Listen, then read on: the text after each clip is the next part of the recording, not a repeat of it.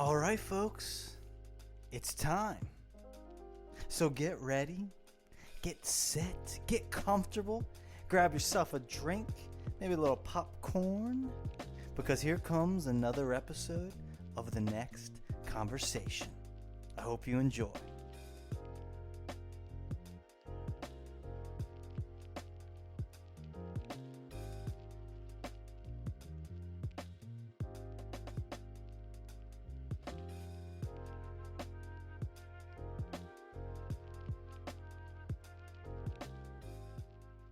Two, three. Okay, guys, we're live.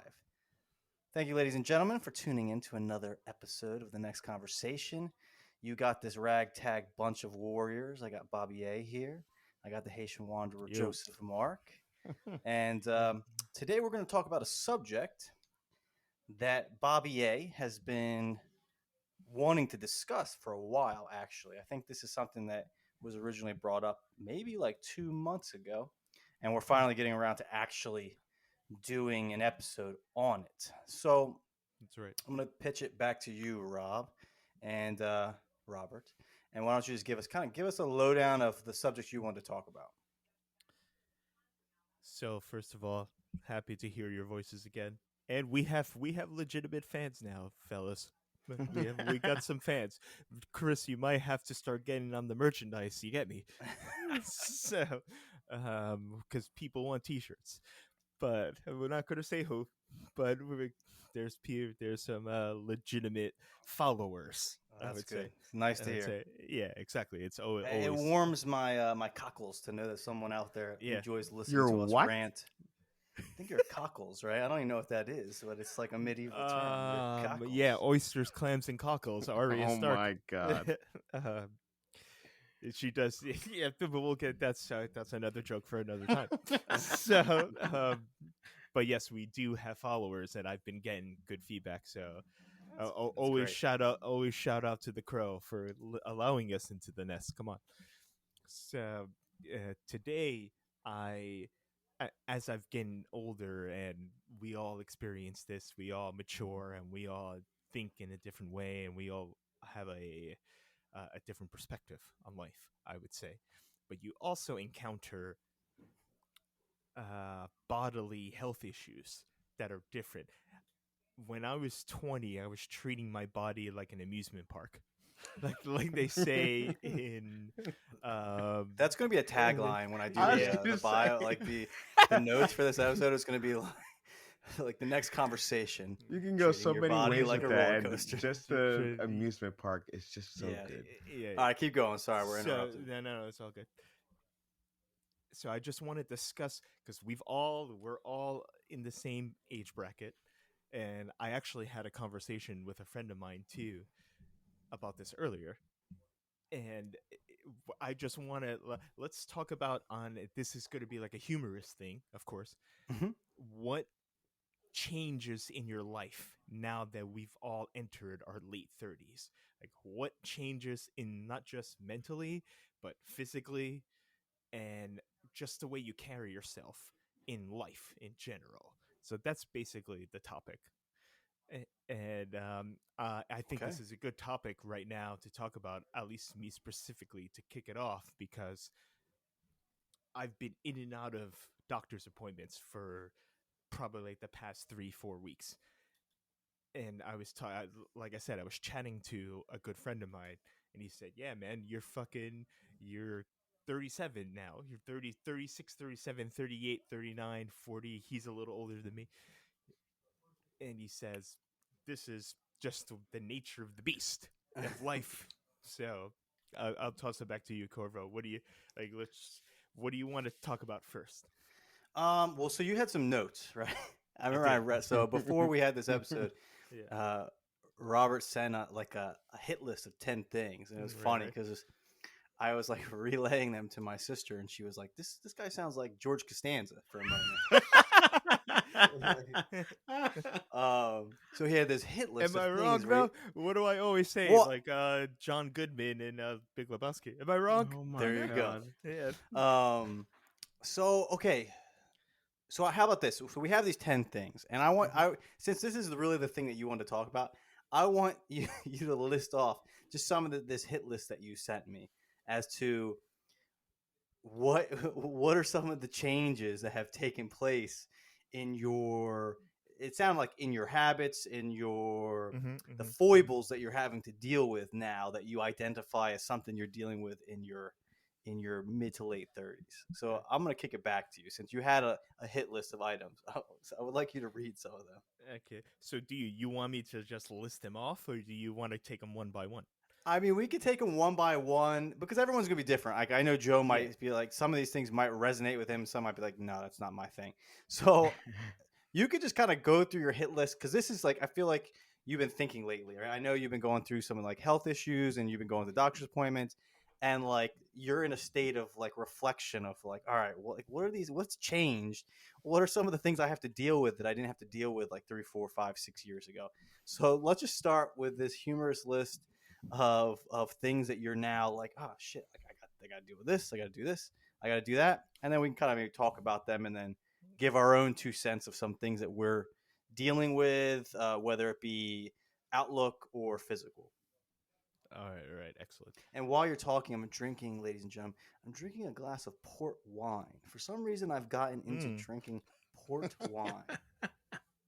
So this is I'm savoring this as I listen to Bobby A expand upon his life tragedy. Yes. So I'm gonna. Yeah, I think you touched on it expertly. I've been thinking more biologically and physiology as well, and that's what's gotten me into this topic because it's things that if you don't take care of your body, because remember when we always talk about the triangle, we talked about the triangle in the past episodes where you need body, soul, mind needs to be firing on all cylinders. You got to take care of the body, and that's what I've been noticing lately. So the first thing I've noticed is I've noticed that all of our peers, at least in our age group, your entire month is planned out in advance. So what I mean, are you just thinking about Joe? Like all I think about when that happened, when I heard that, I was like, me. That's not me, but I can picture Joe. But that Joe's been like that since he was probably like 18. Go, keep going. No, go ahead. Yeah, but that's a good trait to have. But go ahead. Not bad at all, actually, Joe. I mean, that means you were like a CEO of your life back when you were like a teenager. I would say it's just more just trying to balance between different factions at the time, but it's more so the case now because I just can't handle like getting up and having a hangover the day of and trying to go to work or trying to run some errands. It's just so fucking painful. I can't do it anymore. I like how, so it pretty much sounds like your calendar is based off of it's dealing with the consequences of a hangover. Yep. Like you look at your month calendar, you're like, all right, do I want a hangover on Tuesday, November 20th? No, I really don't. I got to move that event to the Friday. Is that part of your planning regimen? It is now. I can't tell you how many times I've said that I can't hang out because I have work the next day. I just can't do it. Okay, so we got one. One is on the plate, right? We're gonna call that scheduling and hangover management. Yeah. So those are two things that I want to talk about too, because sometimes, as Joe can attest to, and some of our other friends as well, it bleeds into the second day. Like your hangover can last 48 hours, full 48 hours. And that's where I realized it's like, shit, I want to go out on Friday. Like, obviously you want to hang out to that last shred of your youth and still see your friends and still have good conversations and do fun activities. However, it's almost as if you only want to go out Friday. For me, I mean, for people who work Monday to Friday, obviously others are different. You want to go out on Friday. Friday's your big day because you can just relax Saturday and Sunday, watch TV, cook your dinners, as I know Corver likes to do. He likes to sit at home, cook his dinner, read a book, and just relax. Whittle. Yeah, just and there's nothing wrong with that. That's another thing that I want to talk about later. Is there's nothing wrong with not wanting to go out all the time. Whereas in our youth, at least for me, it would be Thursday, Friday, Saturday, Sunday Yeah. going out. So that's that's a good call. I think And what? sorry to Go ahead. interrupt, but another part of it is actually scheduling with other people's schedules. Like I know Mm-hmm, among mm-hmm. us in terms of our group of friends, it's hard to kind of schedule different meetups because some some people have families, some people have loved ones that they have to deal with. Yep. It's just hard to kind of tango with the schedules that our friends have. Yeah, I think I would definitely agree with that one. Right, as you get older, you're gonna have people have wives, who have kids. Right, you're not gonna be able to say, "Hey, like let's hang out next week." You're gonna have to plan that out a month in advance, or Hmm. 2 months, or Mm-hmm. maybe 3 months, depending on the situation. Yeah, It's so I agree with that one definitely. it's true. So what I've learned is there's something, because as you said, Chris, and husbands too. Like we have Yeah, friends that have true. I husbands, mean, yeah, but so significant others. That's what I mean. significant others.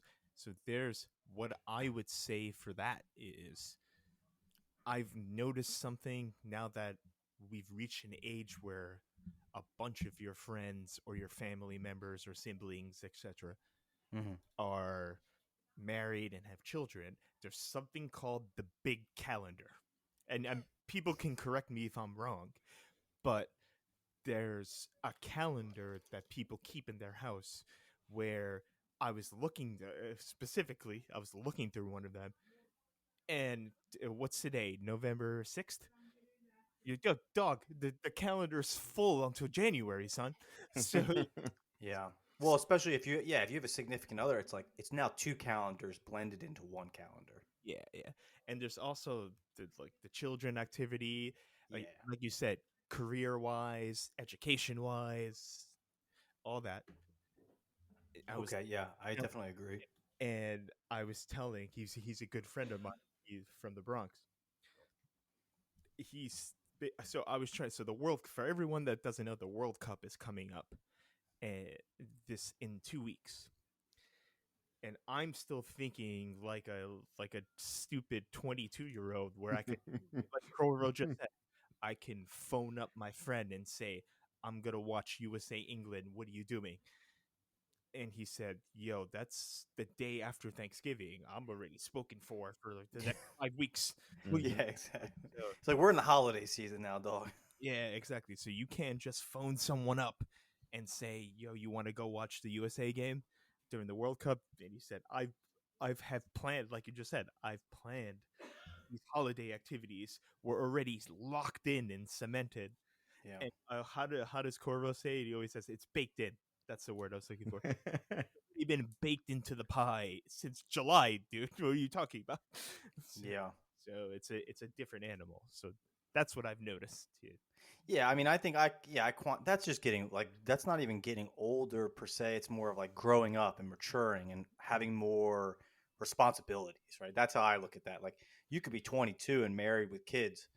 It's the same Mm-hmm. scenario, right? It's just like no, like my time is now just it's not only my time now. It's my time is the leftovers after I deal with or not deal with in a negative, but my wife and my kids or my husband and our kids or an aging parent, right? It's like, yeah, I think that's what comes along with getting older, i.e., more responsibilities and less free time. So yeah, definitely, I agree with that 100%. Yeah. All right. So my second thing is it doesn't apply to me because I'm not a coffee drinker, but your Yeah, dependency on this one coffee. I want to like say this one because I was like I don't agree with this one and I don't and like I would say I would okay go ahead sorry. No, no, no. It's all right. It's all right. I mean Joe's not a coffee drinker either. I Am am I not. correct? No. Yeah. So um, But tell me but why you said this one. This one came out of left field because I think most people would say the opposite. really, No. I'm, I would So actually hold agree on, hold with on. Rob. Just say it real quick. Say it real fast. so my I'm looking around at all the people that I know, and they're drinking multiple cups of coffee per day. I don't even have the craving for one. I get that sometimes it gets to a level of dependency for people, uh, but for me, it's not that I don't like the taste. I actually love the aroma of coffee more than anything, more than the taste. I like the smell, Yeah, and the olfactory senses. yeah, that's really good. What's that clicking back there? Is that me?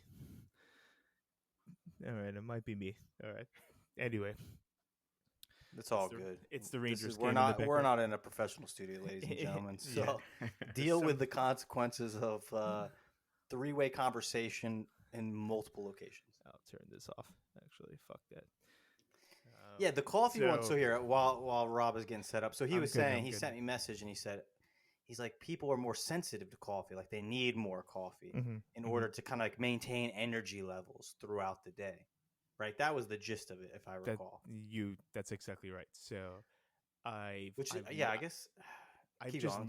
I've just noticed people around me, friends, family that drink more coffee more, and I asked why once. As someone who doesn't drink, I'm not a daily coffee user, and I said that like it's a drug. I'm sorry. It is No, kind It of. is. It It is a is. It's a drug, Yeah, one stimulant. hundred Yeah. percent, yeah. 100%. So It is 100%. I said why, and if I drank a cup of coffee right now, it's almost 7:30. I wouldn't be. I would just be. My mind is, as you both know, as two of my good friends. My mind is on a fucking hurricane spin right now. I don't need coffee, man. It's already going a mile a minute. So I don't need that stimulation. So Yeah, you don't it need was to more get of the a curious. whirlwind moving faster. You're right, exactly. No, I want to slow down, if anything. Yeah, So he's like, give me some heroin. yeah, that's Okay, why okay. So you pick up started. So weed. who are these people? These are my questions. Like, who are they? Family members? Yeah. Family. What was the reason? Like they said that they needed more coffee. It's more as just they enjoy. I would say the buzz of it. They enjoy Interesting, like okay. it's because it gives you a high. It's like Oh smoking yeah, cigarettes. It's like any other thing. They enjoy the high of it, but they don't have the same perspective and interest. Like the way their brain works is different, so they're able to take a couple deep breaths and they're not thinking about all the stuff that I'm thinking about and things like that. So yeah, it's more of and the second half of it is it's very ritualistic. Yes, that's So a big part. so it's you're in Italy you're supposed to have a yeah. coffee after you have a good Exactly. dinner. So that's what I'm Cultural would saying. be the right word. I'd Correct. also say. Yeah, exactly. So Um, that part I was starting to understand more as I get older. Interesting. Yeah, I don't know if that. So okay, yeah. What I when I read that at first, I was saying like they need more caffeine because also a lot of older people complain of caffeine. Of like if I have caffeine at this time of day, like their sensitivity increases. Like for example, if you ever waited tables, like if you wait on an elderly couple and they get a cup of coffee, like they will make not all, but I'm generalizing. I've had the experience where many will be like, it needs to be decaf, like it needs to be decaf, like, and it might be like 5 o'clock in the afternoon, like 5 o'clock in the early evening. Like their sensitivity has increased. Whereas when I was a kid, I could go to a diner at 12 o'clock at night, drink 5 cups of coffee, go home, go to sleep. Like that's something that I've heard of people who are like, no, like if I have a cup of coffee at 7, I've been around not older, but like middle-aged people who are like, dude, how are you going to drink that and then go to sleep at night? So that's why when I read that, I was like, interesting, because a lot of people would say the opposite. But yeah, go ahead. No. But you're right. I'm just trying to Yeah, you're basically like understand the coffee culture of the world. That's what I and want also, are you around? You're around Puerto Ricans. These are the people I'm guessing based on Yeah, where I know you're living that you're identifying, right? correct. So basically, the just Latinos in general. Latino. So Yeah, I South mean, America and Central America as well. I think a lot of cultures consume a lot more stimulants than others. Like I know, like Italy, for example, you're having coffee multiple times a day. India, you're having tea multiple times a day. Um, Latin America, where there's like coffee plantations, I think they drink coffee multiple times a day. So like part of it, I wonder is like right. It's the buzz, it's the ritual, it's what you do, regardless of if you really need it and you're tired. It's just like, oh no, I want to have a cup of coffee. Um, yeah, so I wonder how much of that is age related and how much of that is cultural. Like if you're in India and you're like 12 years old, you're having a cup of a cup of tea probably 3 or 4 times a day. Yeah, that's true. Um, I like that you brought that up because it is. That's why I wanted to raise this topic because yeah, to me, coffee when I was growing up is always as something to get you going. It's used as a stimulant, as Joe yeah, said. it's a tool. It's a tool.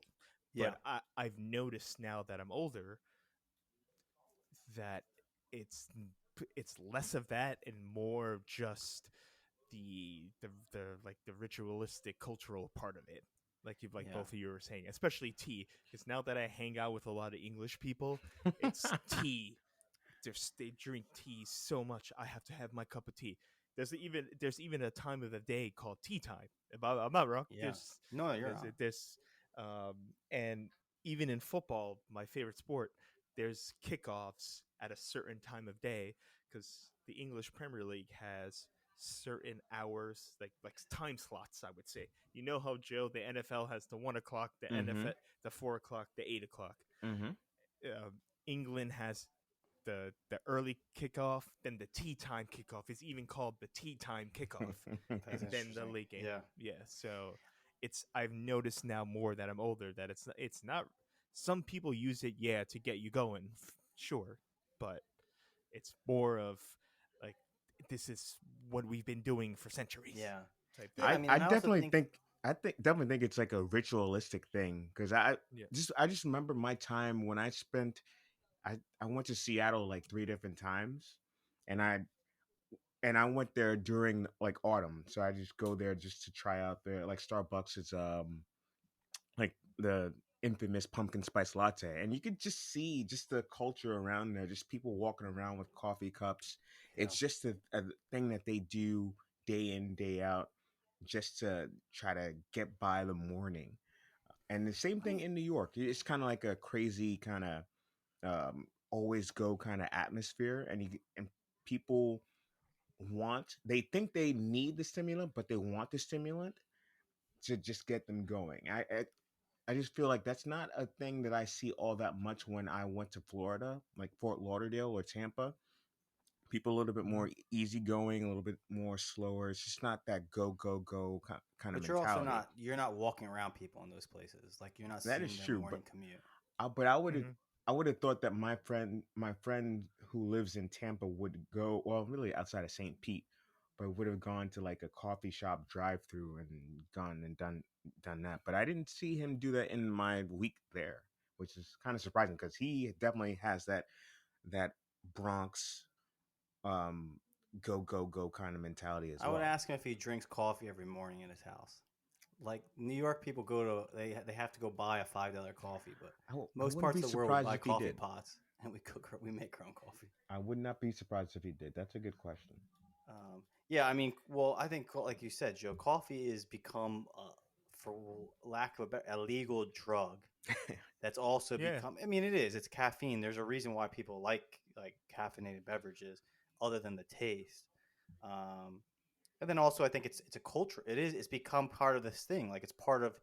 It's the equivalent of why do people eat eggs in the morning for breakfast? Hmm. You could eat anything in the morning for breakfast, but why is it that eggs is considered like kind of a staple breakfast item? It's just kind of become a thing you eat in the morning. There's no logical reason. Like you could eat anything. You could have a steak in the morning if you really wanted to. It's Like why true. not? Well, But It's just like they want to steak and look. eggs. I mean, people do eat that. They But, do. They want to look like Darius Ramos and Chris Corvo. That's why they eat eggs in the morning. but you know what I mean. You which could eat. You could have. I don't know, fettuccine alfredo in the morning. It's nutrients. Like, that's wild to me. why do you eat? No, but you know what I'm saying. Like, why is it that pancakes and eggs, for example, is like not a staple, but That's a it's good point. Hmm. equivalent with this is a breakfast food. Like that's cultural. Like that we've just decided that that's breakfast. Just like in Sicily, they might eat like a frozen ice because it's so hot, and like that's considered like it is a common breakfast food. Here we'd be like, what are you doing? Like you're eating pretty much like Italian ice. Like why would you eat that in the morning? It doesn't make sense. Like it's cultural. But you All right, also cool. reminded me. You reminded me, Rob. Just a quick little thing. Pre-workouts too. I feel like that's becoming a thing for like 30 something. Well, even late 20 Oh somethings yeah, too. that's Um, everyone. I mean, dude, they've been doing pre-workouts. They've been but snorting I didn't caffeine start since like the noticing this, and '70s. I didn't start noticing this until like maybe 5 7 years ago. How everyone is like kind of doing it, or even foolishly dry scooping it. It's kind of Oh crazy. yeah, that is weird. Yeah, that's uh, what. Why do they do that, Joe? Like this, we're gonna go off topic for I a second. I think No, it's go ahead. just I think it's social media clout, just to do That's what it something is, right? It's different. like, Yeah, but what is like? Is there a rationale as to I why doubt people it. would do that? I just think Okay, it's something different, something new. so That fucking yeah. dumb. I mean, Dry scooping, Bobby A, for you who do not know. yeah. So like pre-workouts like in like bodybuilding, working out community, they'll take in some cases you can buy what they call pre-workout. Pre-workout is usually has like three compounds in it, usually at the very least. It has many cases caffeine, so it's a huge punch of caffeine. It'll have B12 because B12 mixed with caffeine is a super stimulant, and Hmm. it'll have niacin. Niacin opens up like your like it allows for those two substances to be absorbed more easily into the blood. And niacin also makes you tingly and red That sometimes. yeah, that tingle is crazy. You can have a bad reaction. So a lot of pre workouts have at the very least like those three compounds, and then you'll take it like to get really like energized and amped up before you go then lift weights. So they call it pre workout. You can buy it on Amazon or whatever, 1,001 different brands. Um, yeah, so that's what pre workout is. But people, the dry scooping usually it's a powder, and you mix it with water, or you can add it to a protein shake. You shake it, it dissolves, and you drink this beverage, almost like a fortified Kool Aid, in essence. The dry scooping thing, which I'm not really in social media, so but it's a thing where like people just stopped adding it to water, and they just start like pouring the powder in and just trying to like throat it down like without any liquid for Whoa. no reason to my understanding because it's like that's a great way to almost die like you know what I mean, it absorbs all the liquid and moisture in your mouth and you're gonna nearly choke to get it down. I guess the idea is maybe you digest it faster, it hits the Yeah. bloodstream more quickly. I don't know, so that's So what it is wait, for so those who are not aware. so it's like it's remember Fun Dip? Yeah, exactly like Yes, that. like that's that. exactly what it is. That's That's exactly what crazy. it is. And then you'll mix it with water, so like a Kool-Aid. It'll dissolve. But they're just like downing the powder form, which like, can you imagine trying to like ingest that? Like that's how you could choke to death. Yeah, you're Uh, not gonna have any saliva left in your mouth no, after it's like that. how are you gonna get it? It's like, dude, why would you do this? It makes no sense whatsoever. But is it? I think I'm picking up what you're putting down now. Is it some kind of like cool social Yeah, media it's thing? like It's like correct. Like you Yes, could go on yeah. just YouTube to and get some clout. people Yep. you'll see Yeah. doing it, but like it's That like what? sucks. Yeah, it's Yeah. dumb. It's very dumb. I But think this anyway, is a great segue into probably one of Bobby's like next things, which is um like health and fitness. yeah, the one thing was stomach, food, and what you can Yes. eat, and things along those lines. So So let's I hit us with that one. yeah, exactly. That's well done. So there's I've noticed as a man in my late 30s now, when I eat too late at night, especially if it's we're talking White Castle, Popeyes, shit like that. Shit that I like though, like Popeyes is, and that's what I always say about fast food. It's not. I think we've talked about this before Yeah, we have. in the nutrition episode. It tastes good.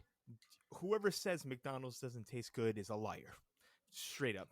Now, is it bad for you? Fuck yeah, it's bad for you.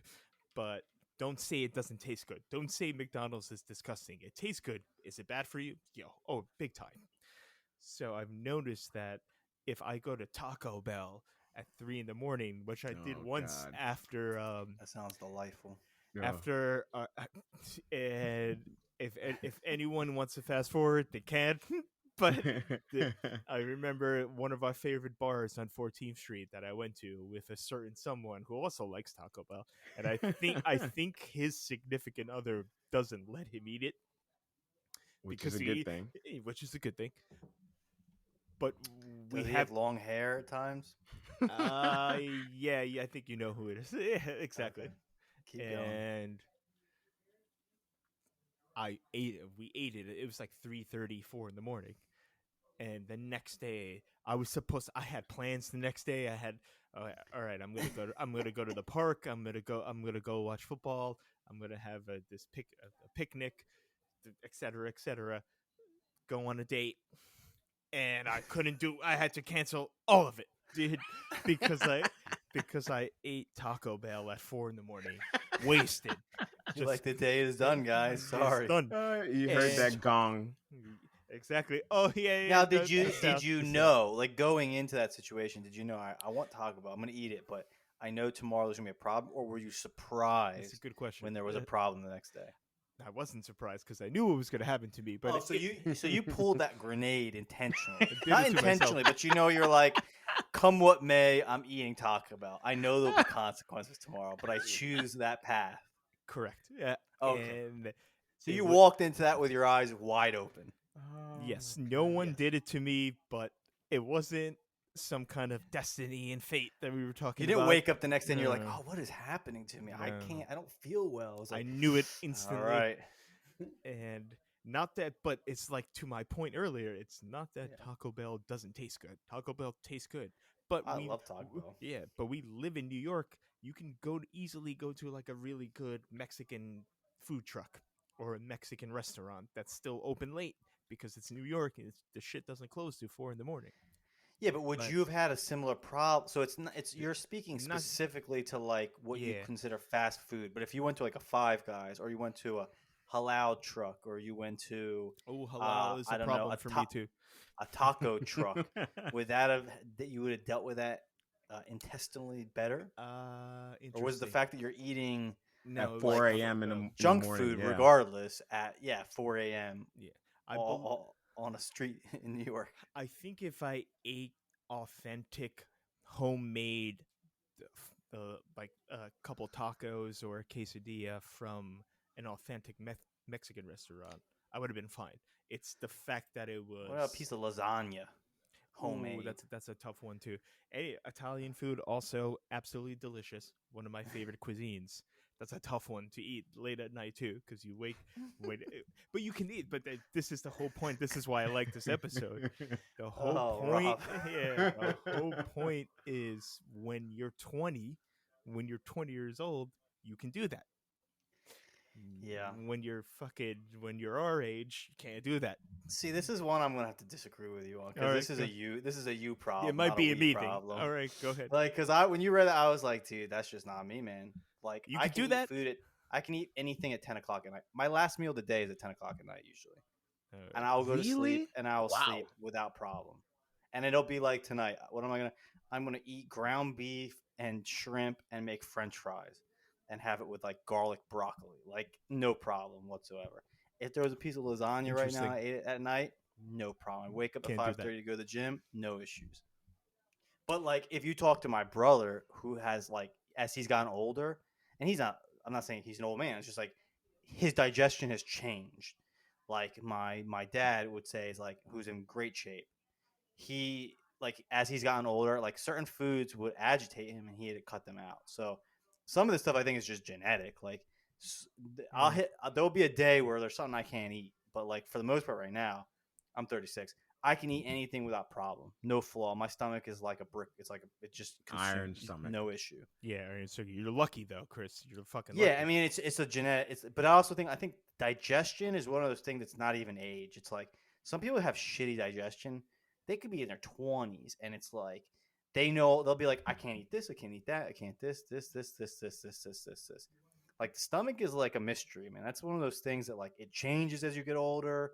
Mm-hmm. It gets weaker. Sometimes it gets stronger. There's foods you could eat in your 20s that you can't eat in your 30s, but that reverses. There's foods that you could eat, but you couldn't eat in your 20s, but now you can eat in your 30s. It's like so that was one. I'm like, no, that's not a 30 thing. Oh, That's a you issue. All not a right, me that's issue. that's fair. That's fair because your digestive system is a very good indication of your overall health too, as well. True, So- but also I think not to say that you're unhealthy. I think the stomach is like they say the stomach is as complex as the brain, right? So it's like like all of the interconnectedness of the stomach. It's just like your biome, like that biome might be like, no, like we're not designed to consume this anymore. It's not even that you're unhealthy. It's just like, no, like we don't need this. We don't want this ingredient in our ecosystem. Whereas someone else is like, it's just like why if you were to go to a 30 something that lives in India, Mm. they could be eating spices out the wazoo that you're like, how the hell are you doing that? But it's also because like for the last 30 odd years they've been eating it, and that stomach, that ecosystem is like, oh, this is our native food.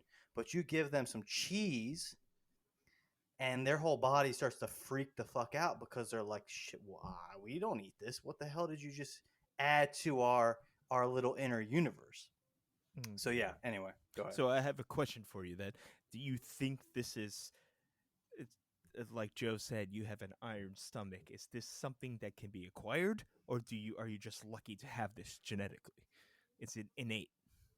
I think it might be just innate because like my brother's stomach is gotten, he used to be able to do what I can do, and then it's not that way. My sister has had like more of a fragile stomach where there's certain things that she's not going to eat. My dad is like that. My mom is a little bit, I think it's either a natural thing, Mm. or also I didn't abuse it too much, I think that's so a it's big part. given me a lot more like flexibility. Because like another thing, we can talk about this later. Like you and Joe probably burnt more bright than in your 20s than I did. Like to say it, like I think I mean, that's a good way to say It's it. a nice Like, way to say it. yeah, no, I mean it is. No, I'm Just saying say you have it a lot the of way it is. Yeah. no, but I'm saying like I consumed the largest amount of alcohol probably between like not sophomore, junior year of high school to maybe sophomore year of college.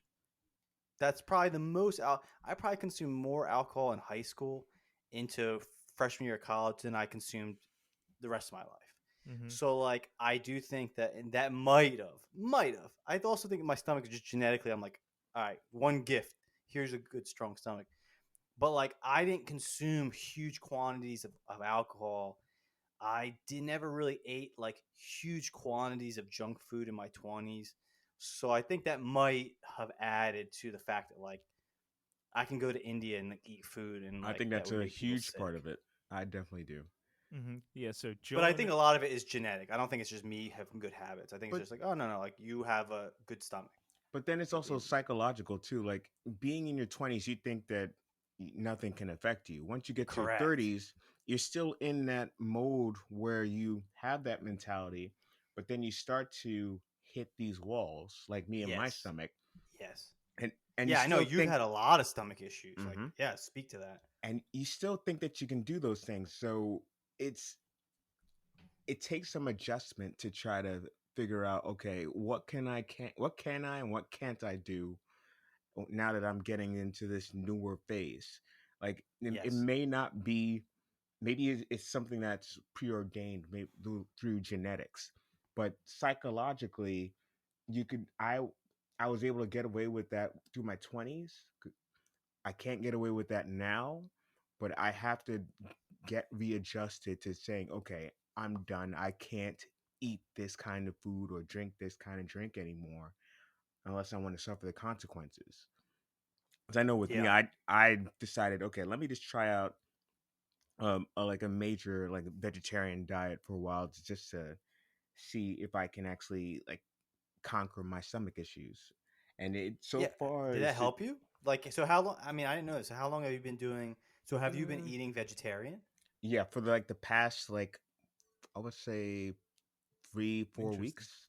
Yeah. Oh, okay. And what has your experience been? I didn't know that you were trying this experiment. Like the cravings are fucking insane, man. It's just like there are times when I just want a fucking like French fry or like a turkey burger, and I just like the first week I like succumb and I actually like had fries when I shouldn't have.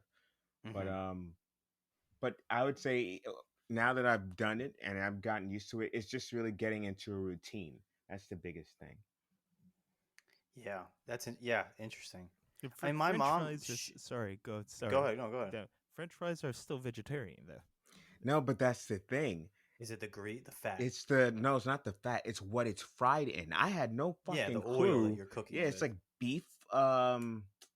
Fuck. It's like beef oil or something connected that way, where it's fried with all the Mhm. other crap that. Yeah, they call it tallow. Yes, beef tallow. Yeah, that's exactly it. So I would one day I would think, okay, I'm eating sweet potato fries because it's Yeah. fucking healthier than regular fries or tater tots. But nope, that shit is fried in fucking beef tallow. No. It's Yeah. not much No. different than just eating regular fries. So it's just That's like if you crazy. go to an Indian restaurant, all the vegetarian food, unless you ask, is cooked with ghee. So you're eating like an animal fat product. Um, so yeah, I mean, vegetarian. If you're trying to really stay off animal products, yeah, you have Gotta to eat ask because raw you can't foods. assume. Or you're eating specifically at like vegetarian places where you can like they specifically say like we're cooking in this oil or that Hmm. oil. Um, Uh, oh, to go back, Rob, you asked like about my stomach. The one thing I can say that might be an actual like thing I did, which I think I think the reality is like I just right now I have a good like a strong stomach. I have done like different diets over the years, and I wonder if that has like conditioned my stomach. Where like I've done keto, where I've eaten very strict. I've eaten like one meal a day for a significant period of time. I've done vegetarian. Like I almost wonder if I've trained my stomach to like just deal with like different stimuli. So like okay. that's the only thing I can say that I've done that might have had a consequence in the positive. Yeah, it's I think if in from my research and my just experience out in the world talking to people and trying to find out what's going on, because there's as both of you know, in New York there are a lot of halal carts, and there's a place called halal. For anyone who doesn't know, there's a place called Halal Guys, Yeah, which is a it's good very stuff. famous. It's the flavor is, oh my god, it's one of the best. It's especially when you've been out watching soccer all day, you get me, so you Yeah. gotta, it's like you were saying earlier, Joe and I have, we've ruined the lining of our stomach. Yeah, and I for, want to talk about this yeah, in a second, but keep going. for 10 to 15 years we've ruined the lining of our stomach Yeah. because we watch sports, and you know what happens when you watch sports, you know what I'm saying. uh, Okay, so and I'm gonna ask. Go ahead, finish your thought. Sorry. and there's a that like I would eat that very late at night, and the next day it's the same thing as the Taco Bell. You're just like, oh, like if it just the sensation of it is almost euphoric of eating it. That's how good the flavoring is. Yeah. But the next day you're just like, okay, I'm that's why you gotta, that's now we tie it in back to the scheduling thing. If I don't have fuck all to do tomorrow, I can go eat Halal Guys at 3 in the morning. But go, but go Yeah. ahead. Yeah. Have you ever? I have a question Go for you, ahead. Chris. Mm. Yeah. Just to sorry to sidetrack, but how do you honestly eat like Italian food like at 10 at night and not have any repercussions, or do I you? can, but I don't eat. I don't really eat Italian food that frequently. Okay. But like I usually eat like I will be done here. Let's say 8:39. I'll probably have my last meal between 9 and 10 o'clock. Do you go to sleep immediately after, or you just kind I'll of? be in bed by 10:30, 11. I Wow. probably eat my That's last wild. meal That's like wild. 9:30, and then like I'm probably in bed no later than 11:30. I'm surprised you don't give your stomach some time to digest Yeah, before that's you important. just. Yeah.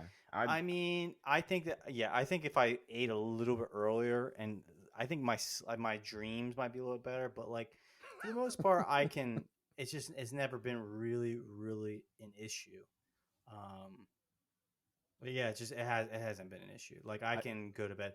The one thing I have noticed is like caffeine, for example. Like caffeine has changed as I've gotten older. Like I don't need it as much, and if I consume caffeine late at night, like if I consume it like 7, let's say 6 or 7, like that might, depending on the day and my internal chemistry, when I try to go to sleep at 10:30, I might be a little wired, which is like new. Like when I was much younger, I could consume caffeine pretty late. I actually consume less caffeine as I've gotten older, not more. mm, yeah. Like I used to drink like a French press full of coffee, like 4 cups at a shot, like just doing whatever, doing it in the morning, drinking 4 cups. Jesus. Now I have like a shot of espresso, 2 shots of espresso, like a cappuccino. And that's it. I won't drink any more caffeine during the day. That's just me though. Okay. Um, I envy you. but I envy you. yeah, but what I wanted to ask you guys, because you guys are more well, you used to be. Rob, you're still probably more than both me or Joe. Alcohol, like again, I don't consume a lot of alcohol. Like I'll have a glass here, I might have a couple of glasses, but I don't really drink that much alcohol. And very rarely am I drinking alcohol to a point of like I haven't gotten wasted. Let's use that word in like a long time. Like I don't get hangovers because I don't drink enough to get a hangover. How is that a change? Because yeah, like I would imagine you guys burn bright, like, and even Very bad. Rob, Very you still bad. burn pretty bright, probably brighter than you should. Agreed. So like yeah, like how You know much? what? I disagree. Okay. Okay, go ahead. I think with Rob's, at least from what I noticed that he does now and what he used to do then, he doesn't. He sticks to his like go-to more. He doesn't. He just drinks like kind of like beer. Yeah, I He stay in doesn't- the Okay, pocket. but- I stay in the pocket. Correct, but I would Yeah. say that Rob still goes out. He Yeah. still will have a set. If he's going to go watch soccer, how many drinks is he going to have? I'm not going to say that on air, but it's a lot. A significant, A So here, significant amount. I have 2 questions actually, Yeah. because this is one of those things.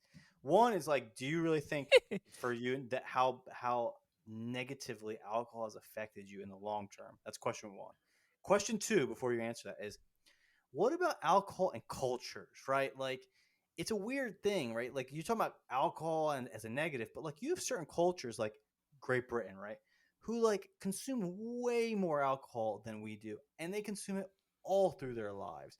They're drinking a sherry, they're drinking a beer on a regular basis, they're drinking wine, or in Italy, they're like significantly larger quantities of alcohol.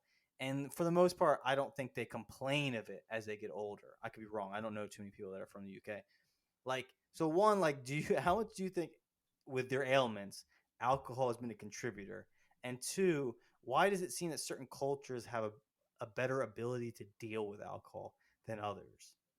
Like, I know for myself, if I had a hangover, I would probably not drink for a long. I would just be like, you know what, fuck it, it ain't worth it. Like, I'm not gonna waste. Seriously, if I had a bad hangover at my age, because I haven't had hangovers because I don't let myself get to that point. That would be like the nail in the coffin of drinking. I'd be like, nah, don't need to do this no more, because I just wouldn't want to deal with the consequences. So yeah, like, what do you guys have to say about that? Because I know you guys. You guys in your I have 20s an answer. drank a significant amount. Yes, You guys were yes, you guys were out, men on the town. So yeah, what do you think? How has there been any consequences to that behavior? Oh yeah, for sure. Let me go first, then we'll throw it back to Joe. Mm-hmm. When I was in my 20s, I think we talked about this on a previous episode too. I would call it irresponsibly drinking, where you're getting. It's funny now, 100%. but yeah, I was getting to the point where, do you know how many bad mistakes I made where, and Joe can attest to this, and our other close friends, where there were, I'm going to use women as an example because it's pertinent to the point. It'll drive the point home. You know how many times that I ruined chances with women that could have been very, very promising and significant for me, because I was just absolutely buckled. So, and I had to the point where I had to just leave. I would Irish exit. Joe knows, and Chris Yeah. knows too. I was the mean, king of the Irish exit. Bobby, I admire that It shouldn't so even be much. called it should be called the Bobby exit. Like, Yeah, don't even call it the Irish exit. It's like you can rename it after yourself at this point. Yeah, Done. the Bobby A departure. The flight's Yes. departing. So The Bobby A bailout. That's what yeah. it should Oh bailout. my That's a good God. one. That's a good one. I like the alliteration there. Yep. There you go. So like it's to that point where I obviously I'm not going to name their names, but we worked with a lot of these women, and they were like, "What the fuck, man? Like I really like this guy," but I would just disappear, just vanish like a phantom into the night. But to your Hold on, I remember Like going out Batman. on Yeah, one yeah, of yeah, like, on yeah. a birthday for Bobby A. This was like when I first met him, and he did this at his own birthday. Yeah, man, what an asshole move. Like he disappeared at his own birthday. People gathered together for him, and then he disappeared. Oh. Yeah, that's exactly what I'm talking about. Exactly. That's a superhero trait. I don't care what anybody tells me. Yeah, Correct, because like maybe for all I know, he was saving a woman from a burning building, like on the other side of town. right. And to tie it back to what this is funny. That's why I love you guys. To tie it back to what we were talking about earlier. Everyone keeps asking me, "How did you hurt your foot? Why is your back fucked up?" And it's like I'm Batman. They're like, you don't know? You don't know? I'm Batman at night. That's why. But I can't. Waking up like Christian Bale, bruises all over his back. What the heck happened to you? Yeah, waking up. Remember, what I always think is I need that brace that Alfred gives him, made by Lucius Fox, where his knee is Christian Bale's knee is completely fucked, but then it's like a mechanic. Joe, you guys know what I'm that talking sound, about. that sound that when it just locks in. Yeah, I need that for my back. Some Lucius Fox, please make that for me. Dude. So that's like a relationship thing, which I think is true. Like I think that's a lot of people can probably relate to that. Yeah. To And answer then your do you question, think it's though, had like sorry. sorry. To answer your question, Chris, I feel like other cultures handle it better. I think American drinking culture is more binge drinking culture. Yeah, that was my problem. Exactly. If you'll notice, and I think that's another thing to point back to this whole topic, like just going out now, you really see it's a young person's like thing. Like It's a young person's game. yes. Like there was one time that Rob and I went out and we were downtown and we just saw the amount of people that was streaming into this bar, and I could have sworn it's like mostly like 19. Well, I'm not gonna say 19. I would say 20, 21, 22, 23-year-olds in this bar. And I'm just thinking to myself, is this how we were when we were in our early 20s and mid 20s? Probably. Yep. Yeah. Exactly how we were. So Yeah. That's another thing, just to throw that in there, is like that I think is an interesting thing about age. That's a psychological thing, is that you're then confronted by younger people and the difference is striking. Yes. Like that to me is a showing of maturity. Not even a negative, like it's a positive. It's like, was I like that? Like that's crazy because I could never see myself being like that now. Like that to me is like that holds a mirror up of like, oh really? Like I have changed because I would never do what I'm witnessing right now. But I might have done that when I was that age 10 years ago or however many years. So that to tie into like the growing up and changing, and that is something I have noticed where you're like, whoa, like we were all like that in different ways, Yeah. not the same way as probably Joe and I were, but well, everyone was, because you were that age and you kind of had the Yeah. same motives and you know you're hopped up on testosterone and you know it's I think that's the one thing that's like if you have that's the thing, none of us have kids, right? So like ideally, let's say not ideally, but traditionally we would have kids right in our early 20s, let's say. I Those don't think kids would be kind of, I don't think that's a tradition anymore. I think that's no, I'm saying traditionally as in like, yes, at one point it was a tradition. Mhm. We've done a lot of things in this day and age that are not traditional, Mhm.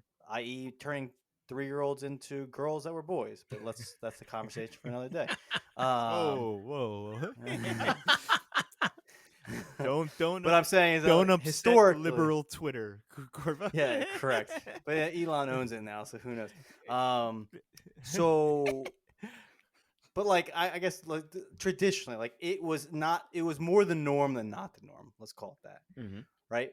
Well, my point is that like you would be confronted by your younger self in your child. Like if you had a kid when you were 24, close to our age, like you know what I mean? Like when you're in your 40s, that kid is in their 20s, and you're like, oh, really? Like I see how they're behaving. I behave like, you know what I mean? Like Yep. you'd have the mirror. You Mhm. created the mirror, and that mirror would be with you the rest of your life. And you're like, oh shit, like my little, Chris Jr. is like, I see him, he's sneaking out, or he's doing this, or I can smell alcohol on his breath. Was I like that? Yeah, I was like that. Son of a gun, man. You would carry that. For us, it's like when you go out and you see some stranger that's like a 20-year-old or whatever, and you're like, oh shit, look at those bros, like, doing XYZ, all puffed up chest. Oh shit, I was like that one day. It's kind of a positive because you can see, oh, like I'm not like that anymore. I've evolved to a degree. I'm doing something right. So like I think that's kind of an interesting aspect of like your 30s. You start to, I think it's like you see, like we can talk. I'm kind of like rambling at this point, but like I do think you're 30. Like 30s to me, like when people say, "Oh, I'm old," it's like no, you're not old. 30s is not old. 30s is a tipping point. It's a pivot point. In my opinion, where like I saw someone say it like I forget, I think it's like a Buddhist saying. It's like 40 is when life starts. And it's kind of like, if you think about it, it's an interesting saying. Like when you're younger, when you're in your 20s, like you mentioned athletes, right? When you're in your 20s, you're purely in the present moment, I think. Like you're like a young bull, right? You're just like living, like you are to a degree a slave to your body, right? Your feelings, you're popping wood like at for no reason. Like you are popping wood. Oh my yes, you're popping days. wood. You are growing in your pants at all times. It's but you know what I mean. The pants tent, like Larry David says. Yes, Oh you're not in control of yourself. Your mind is not in control. Your body's in control. As you get into your 30s, I think it's like there's a pivot point where you're not young in the sense we're talking about, but you're not old. In many cases, you're kind of in a good sweet spot where like your body is still your friend, has not really become your adversary if you take care of it, and there's still time to take care of it.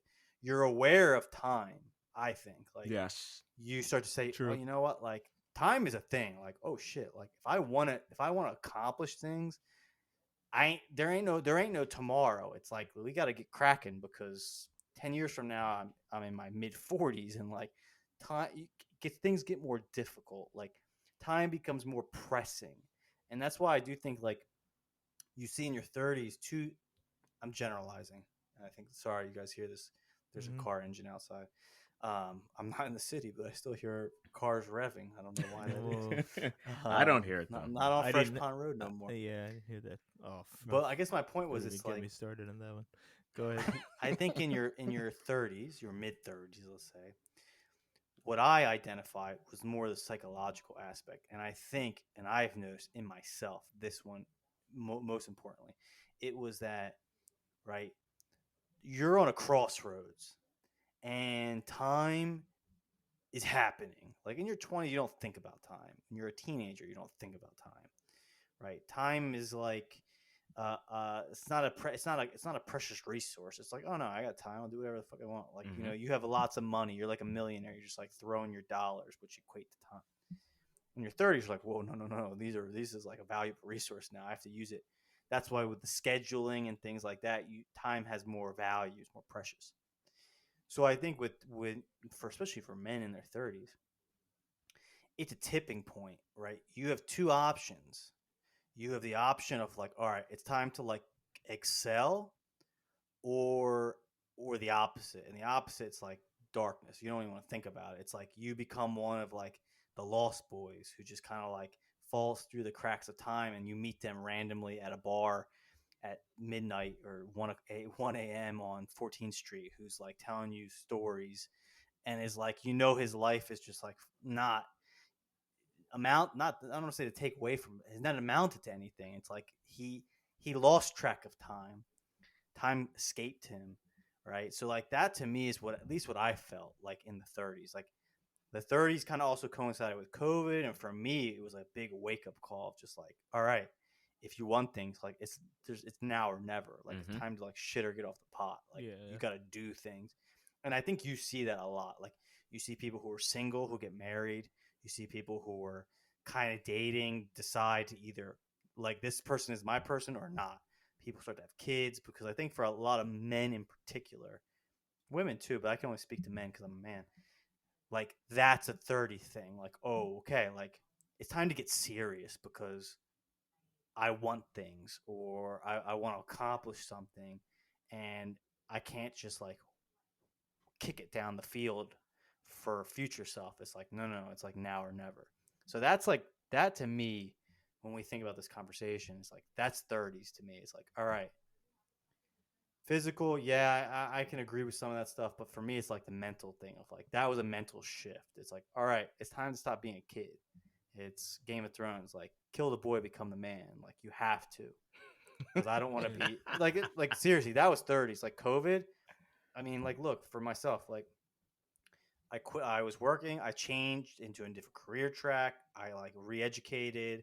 I like got a new job. I moved out of New York. Like, I'm not special, but I'm just saying like these are things that like me kind of entering 30s and like COVID were an awakening. Like these things would not like they happened because of that. Like that was me directly responding to like oh shit. Like I feel like I feel time and I feel like it's getting a little bit out of my I'm losing the reins here and I'm afraid like that I don't want to be a lost boy. Like I want to like grow up and like make shit happen. Like that was to me like the biggest. Someone asked me like what happened in your 30s. That's what happened for me at least. The physical stuff, yeah, there's some physical stuff, but that was like a big mental shift. Um, yeah, sorry, I just kind of like went off on the No, tangent. that's good. No, that was wonderful. And that's a big part of what that is. That's called maturing. That's what it is. That's what I Yeah, would I mean, call it that. took a long time, but like, yeah, for me, it was like maturing out of fear. Like, oh shit, like, ew, what is happening? Like, we gotta make moves. Yeah. Um, Yeah, yeah. Anyway, but that's I like that because I've and we all do it. We all have different timelines. Obviously, Joe can attest because we still live in the same city together, Mm-hmm. and there's still times you want to go. You want to go out and you reclaim your youth. As I would say, it's what I've done since I've gone back. But Chris makes an excellent point. Dude, it's like that when you were talking, it made me think of that quote in Tommy Boy where he goes, "Ladies and gentlemen, it's Tony Robbins giving a motivational speech."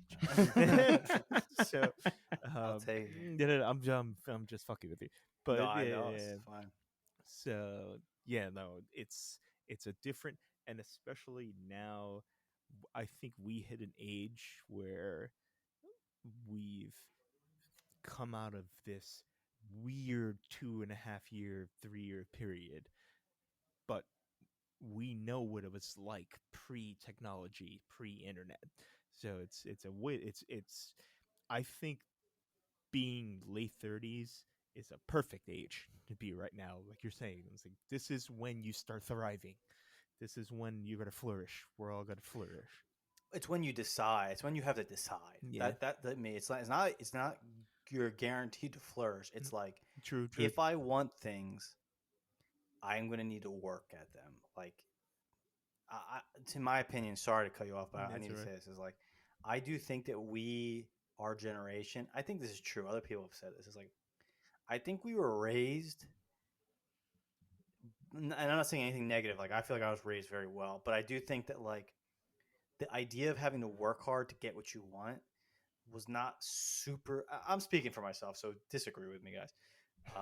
But like, no, because I tend to generalize, and I hate that I do it. Like I generalize based off my own But observations. everybody But I'm does. like, yeah, but I want to put it out there. Like this is what I think. If I say like we or whatever, it's like no, like this is me. This is my experience. But my point is, yeah, I think that we were raised like, especially as men, boys, like if you're a good guy, if you are a good person, if you follow the rules, like you're gonna get the things you want. Like I don't know about you, but I feel like that was something we were like that was a Disney quality, like certain things of like just do the right thing and like be a good guy and like you're gonna get everything you desire. Like I'm not the only one to say that. I can't be anyone who's listening. I can't be saying something that's too foreign. And I think the reality though is that like that's not true. Like Mm-hmm. your mom loves you, Mm-hmm. but the world might not love you. And like for everyone else in the world, for the most part, you're gonna have to earn their respect and earn their love. Like if you want things, you're gonna have to work hard, hard. Like the world is not an easy place. And I think you're seeing like this is like an issue with younger people. It's like you want things, but you're unwilling to do the things that other people have done to get those things. Like, Yeah. and that's like that I think is like a new thing. Like, oh no, like I want that. Like I deserve that. Mhm. Whereas like previous generations, like immigrants who've come into this country, like in the last 20 years, they're doing very well. But like, because they came in with the idea of like, shit, all right, I see the game. At least here, I can bend the game to my will. If I work really hard, I can make shit happen. And then you have people who come here with nothing and then they do very well. Like we worked at Juno. A lot of those drivers they did very well if you think about where they came from their perspective. They're like, Absolutely. Yeah. shit, you tell me I can drive and I'm going to make money. All right, let's do that. And while I do that, I'm going to put my kids through school. I'm going to leverage that into a business.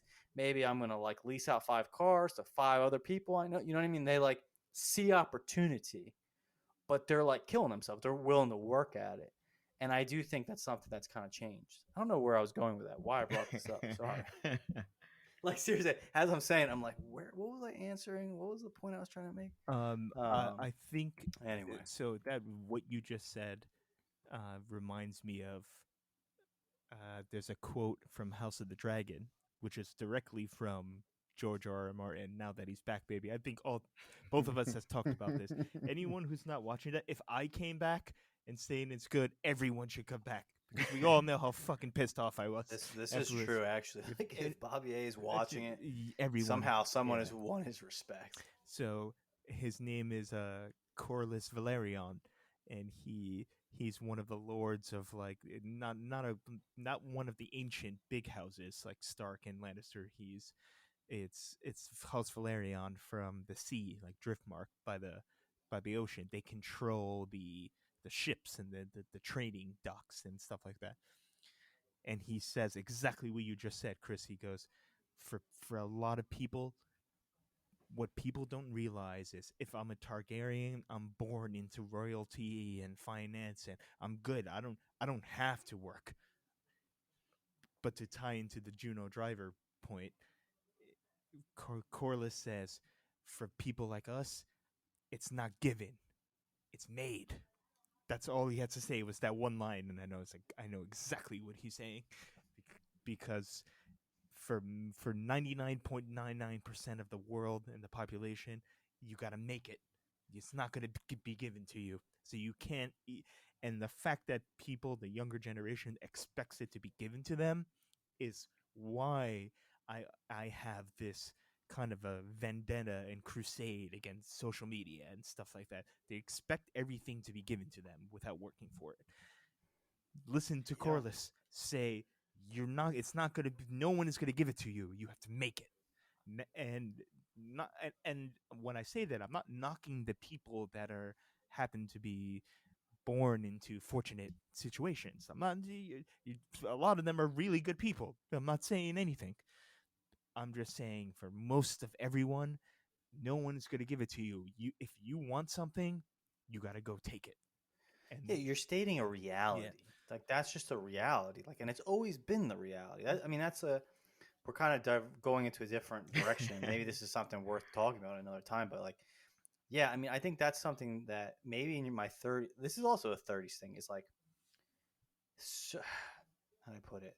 Because this is something I mentally shift where I was like, in the last like maybe 5-6 years, which took place, was like, there is a reality that is black and white. Like people want to try to like be very no. There's certain realities that exist, and I think that in my 30s was just like a statement of reality of like, all right, if I want something, I have to do it. Like if I want to like have a nice home or whatever, like, you know, there are tangible things that you might want in your life. You want a girlfriend, you want a wife, you want more money, you want a nice car, whatever those things may be. Like you have to go, like no one's going to give them to you. You have to do something to get them. Like it's a reality. and you can run away from that reality, or you can accept that reality and make shit happen. And I do think that's like an immigrant mindset of like, immigrants come to countries where they can see, all right, there are opportunities here. There's no guarantees here, but there's opportunities here. And then they go make shit happen, Yeah. and they reap the benefits. I'm gonna push back on that though. Okay, go ahead. Go ahead. Please do.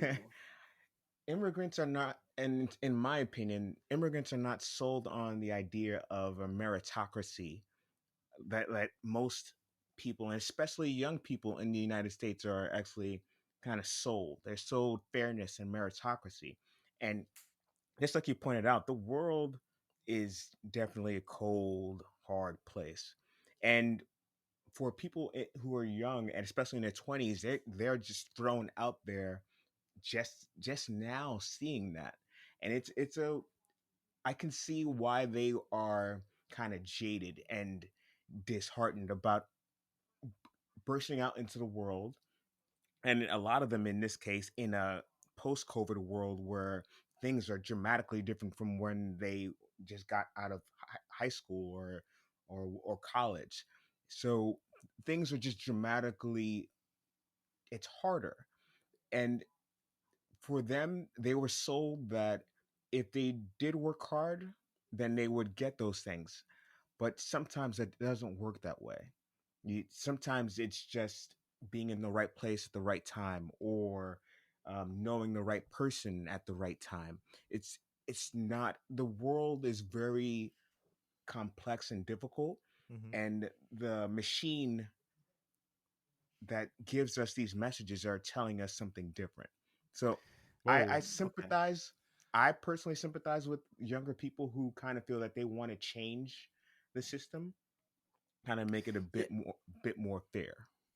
Okay, but like, let's take it this way. Let's take 100 young people. Let's take young people that you know, right? Let's take 100 young people. I deal with them a lot. Okay, what percentage of them will have a? I guess the thing is, like, yes, like the world is not a fair place. Like, they're not every people get. But they actors is a great. That's the thing. They don't know that coming. Yeah, but that's also a new thing. Like, do you think the 20-year-olds or the 14, 15-year-olds of the Great Depression came out saying, "Oh, the world's going to be a great place"? No, they had already started working when they were 9. Yeah, that's fair. So part of it, I do think, is like you said. You made a good point. Was like, and it goes back to what I said. Is like, we've been teaching a fantasy, and part of it is the people who've been teaching the fantasy have been teaching a lie. And now people are like, and immigrants don't. They're not taught that fantasy, so they have a different perspective. Yes, that's my point. Right. Yeah, I agree with that. Exactly. Like, they come in and they say, no, like, it's the same thing off of this. Imagine coming from a poor country and then realizing in America, if you turn in recycling, you get money. Meaning that, like, if I go pick up garbage, I will get paid for it. To a lot of people, that's an insane idea. Like, if you think about it, like, you mean I can turn this in and I'll get 2-3 pennies? I'll get 5 cents? What? It's garbage. People throw it out every day. Well, like, I just got to go pick it up and go return it, and I get money for it. Yeah, people like that. You know what I mean? That's like a crazy idea to someone who is from another country. They'd be like, "Oh, this is an opportunity." For you or I'd be like, "Well, it's not worth it. Like, you're going to spend 8 hours and make like $20, maybe more." But for them, they're like, "No, I'm going to get my family. We'll go do it. It's free $20. All we have to do is spend our time and be willing to do it." So no, I agree. I agree with you, Joe. You're not wrong. I'm not saying, like, I'm not trying. My opinion doesn't matter. Like, whether I think you're right or wrong. Like, you think is what you think. But I do agree. Like, in that, I think we've been teaching an idea that is wrong, and the consequence of that idea is that you have a false set of expectations on how the world works. Exactly. That's the problem. Because there's a lot of, like, I think there's a lot of data. Like, you have immigrants that come into this country, and then within a generation, in recent years, like, their offspring are, like, significantly better. They came in poor, and then they're middle class in, like, a generation. But it's like they're willing to, let's say, do construction, or I don't know, lay down carpets or whatever. And then in a generation, they own their own business and whatever. Yeah. So yeah. Anyway, go ahead. No. So there's I see what you're saying, Joe, but I would call it more of like we fostered a culture where like Chris said, the expectations have become unreasonable. I'm just gonna say it the way it is. And we've taught that. Yes. Like that's not their fault. They've Yeah, been taught. right, this. right. It's been I'm a not- thing since the 50s, 60s. Yeah, yeah, This yeah. is what you do. I'm not blaming them as human beings. Yes, agreed. But we fostered a culture of, I'm an American. I was born in this place. My family does this. I deserve this. And we've lost the actual, you have to make it. You need to make it yourself.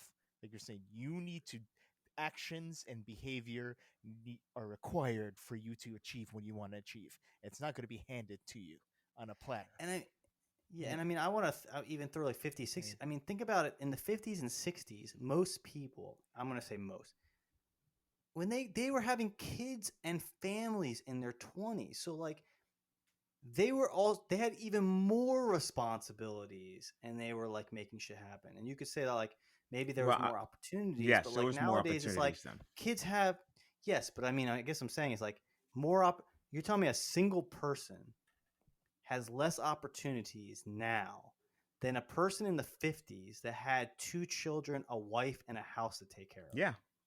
I don't believe that at all. No, I disagree entirely. All right, so coming out of and I can throw you the numbers right now. Coming out of World War II, all of the people that fought in those wars had numerous loans that they didn't have to pay back, and there were damn, I'm forgetting the word.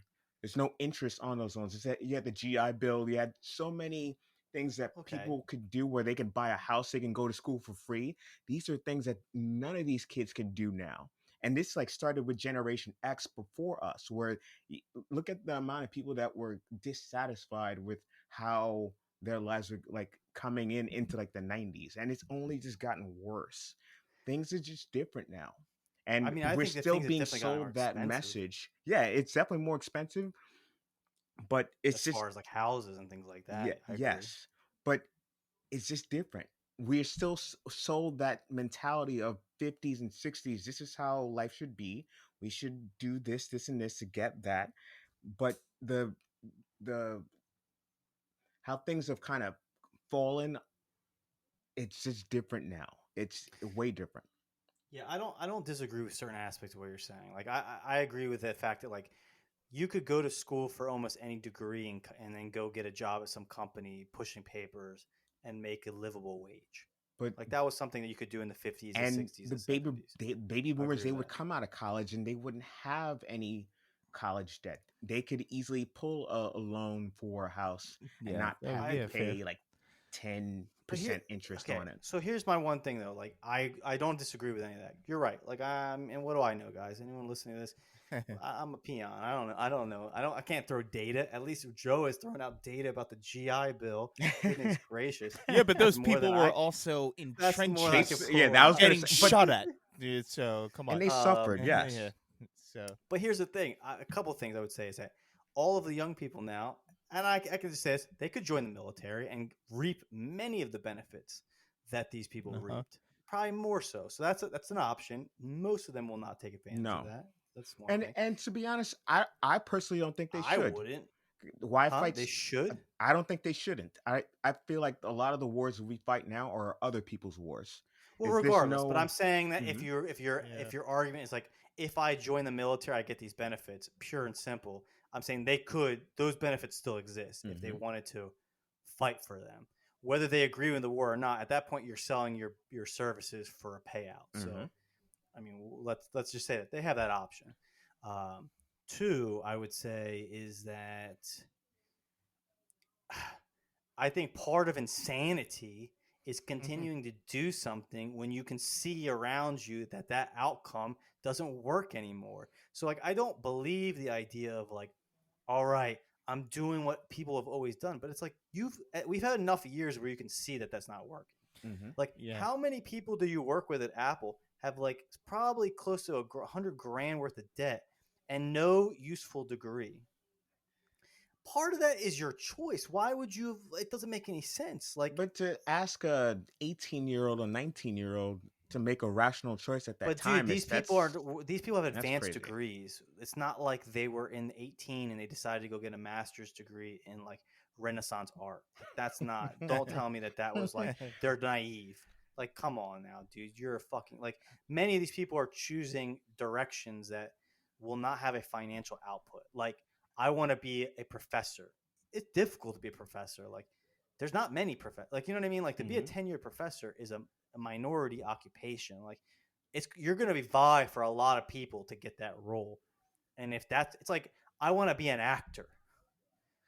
All right. So like, you want to throw your hat in the ring in an industry of which the high likelihood that you're not going to be successful. Yeah.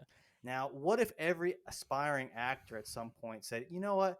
I was taught by society that I could be anything I wanted to be.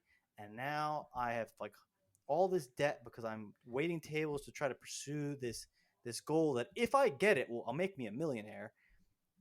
And it didn't work out, right? No, that's your choice. Like, you entered an arena that has a high likelihood that you will not succeed at it. Like, just by sheer fact of like the odds are against you. Yeah. I don't know. I mean, maybe I'm being insensitive because I'm not. You're not. No, not at all. I'm gonna chime in here because I've made many mistakes in my life, and in this exact realm, career, education, etc. Like choosing to, if I could do it all over again, I would do a degree that wasn't legal. I would do some kind of more like something more creative oriented, but so I can relate to that. But like you said, it's a choice. I made that choice. No one forced me to do that. What my hang up has always been with the younger generation is it's not that because Joe, you do have a point. They're they've grown up in an environment that wasn't the same as ours. So I can't hold them to the same fucking standards that I grew up in, or that people that grew up in the 18th century and the 19th century, etc. Dude, but also we graduated during the recession. Yeah. So like, I mean, we did grow up in a bad situation. Yes. But that's the thing. They also graduated in a recession and a pandemic. It's just I'm sorry. Rob, continue your thought. No. You're right. Both. I see what you're saying. Oh, it's like what I always say, and I'll quote myself from a previous episode. It's hard times, Daddy. It's Dusty Rhodes. We all have hard times. We all got hard times. But what my hang up about the younger generation is what I think both of you were kind of alluding to, but I'll just fucking come out and say it. They're more concerned with image and online presence. Yeah, that's fair. Than actually working and making something of themselves. They care about what people think of them, and trust me, I went through that myself. So I know I'm speaking from personal experience. They care about how people perceive them more than actually, like Chris said earlier, the Juno driver that wants to he's literally busting his ass to put food on the table for his children and his family so that he can still live in America, because that's why he came. And some of them might be doctors. Yeah, man, exactly. We've met them. I've met them. They're doctors. They hold high level degrees and they have prestige in the country of their origin. But it's I think now the people in their teens and 20s, it's all about how it's like the avatar that we always talk about. It's your your video game avatar is more important than who you actually are. So I actually agree 100% with you, Rob. But still, again, to ask these kids to do something that all kids do at that age, they want to show. You're not a kid if you're 25, Joe. I can't agree with you. I still call them. I'm gonna throw this caveat out there. Not all of them do that. Like, I know. Like that's my point. Is like when you say like, it's like no, it's like I went to go be an actor, right? Something dumb, right? And then I have many people I went to school with that went to go become doctors, lawyers, accountants. Guess what? Most of those people have nice homes. They're married with kids. We all grew up in the same environment. We all watched the same entertainment. Why did they choose that path? I chose my path. The idea that you can blame society for your choices is kind of foolish because not everyone of your generation is making the same choice.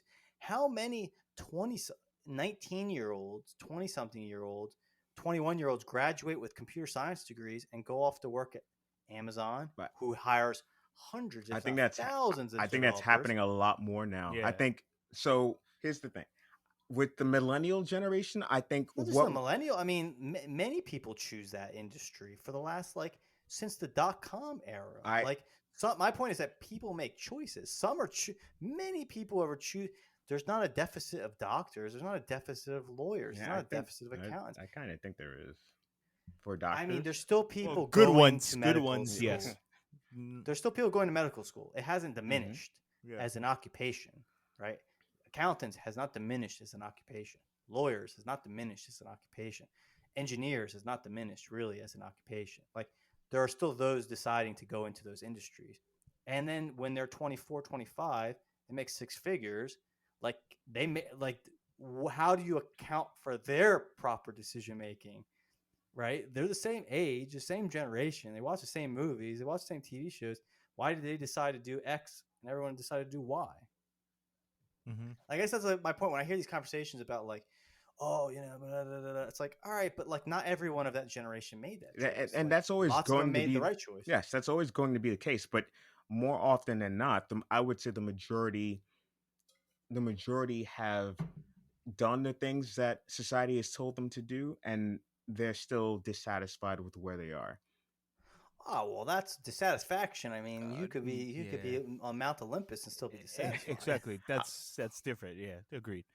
But to your I don't know. I'm with Chris on this, Joe. I gotta disagree with you strongly on this. Not I even. also work with a guy who's 22 and he went to school for data science. Yeah, man. White guy, grew up in Boston. You know what I mean? Mhm. He, for whatever reason, he made a certain choice that was a But practical choice, and and that's the it was thing. practical. From what I've, and it's anecdotal, I get it, but from what I Right. noticed, a We're lot we're all more speaking other anecdotal. Yeah. a lot more of the 20 somethings that I know are going into computer science. Like, I'll give you one example, and still anecdotal. Mhm. There's one person that I know that moved up to the Genius Bar, and they wanted to actually go into corporate because their background was financial, like fintech. But they Yeah. were blocked from going to the Genius Bar. They wanted to go from technical specialist to the Genius Bar, so they left the company, went to work for a bank, and then went all the way back. And it took like a 6 year odyssey to do it. Went all the way back to working Apple corporate for Apple Pay. So it's just it's I don't things that yeah, exactly, it's things like I don't that really where follow that, but anyway. No, Keep going. I No, sorry, Joe. Wait, Joe, finish your Go, thought go. because it we Sorry. it's interrupted. things like that where people are not they're sold on, okay, you can, if you do what you're supposed to do at your job, then you can move up. And that didn't happen Yeah, for this person, so it took them a while to realize, okay, I'm not going to be able to do this. I'm still in my mid I'm still person is still in their mid 20s, or like 26, 27, and they decided to take a different route to where they want to go. yeah. It's just being sold this message that if you do what you have to do, you're going to get where you want to go. And I think that that message is completely wrong, like you mentioned before. And I think that young people are noticing that, and they want to change it. But like you said, Rob, and like anyone in there in that time frame would do, they're doing it selfishly. They're looking for social media clout. They're doing it just to show off that, okay, this is my value set, and this is what I want to show onto the world. It's Mhm. up to them when they get older to actually push that value set for change. And I guess only time will tell if that's going to happen. I guess Mm. we're kind of Yeah. going to a different conversation, which is interesting because I didn't expect it. Um, I guess when you say that, the question, the things I have is you said a lot of interesting things, but I don't think I know what any of those things mean. What is the right thing? What do you mean by that? They said they thought they were doing the right thing. What does that mean? What is the right thing? I don't tell me.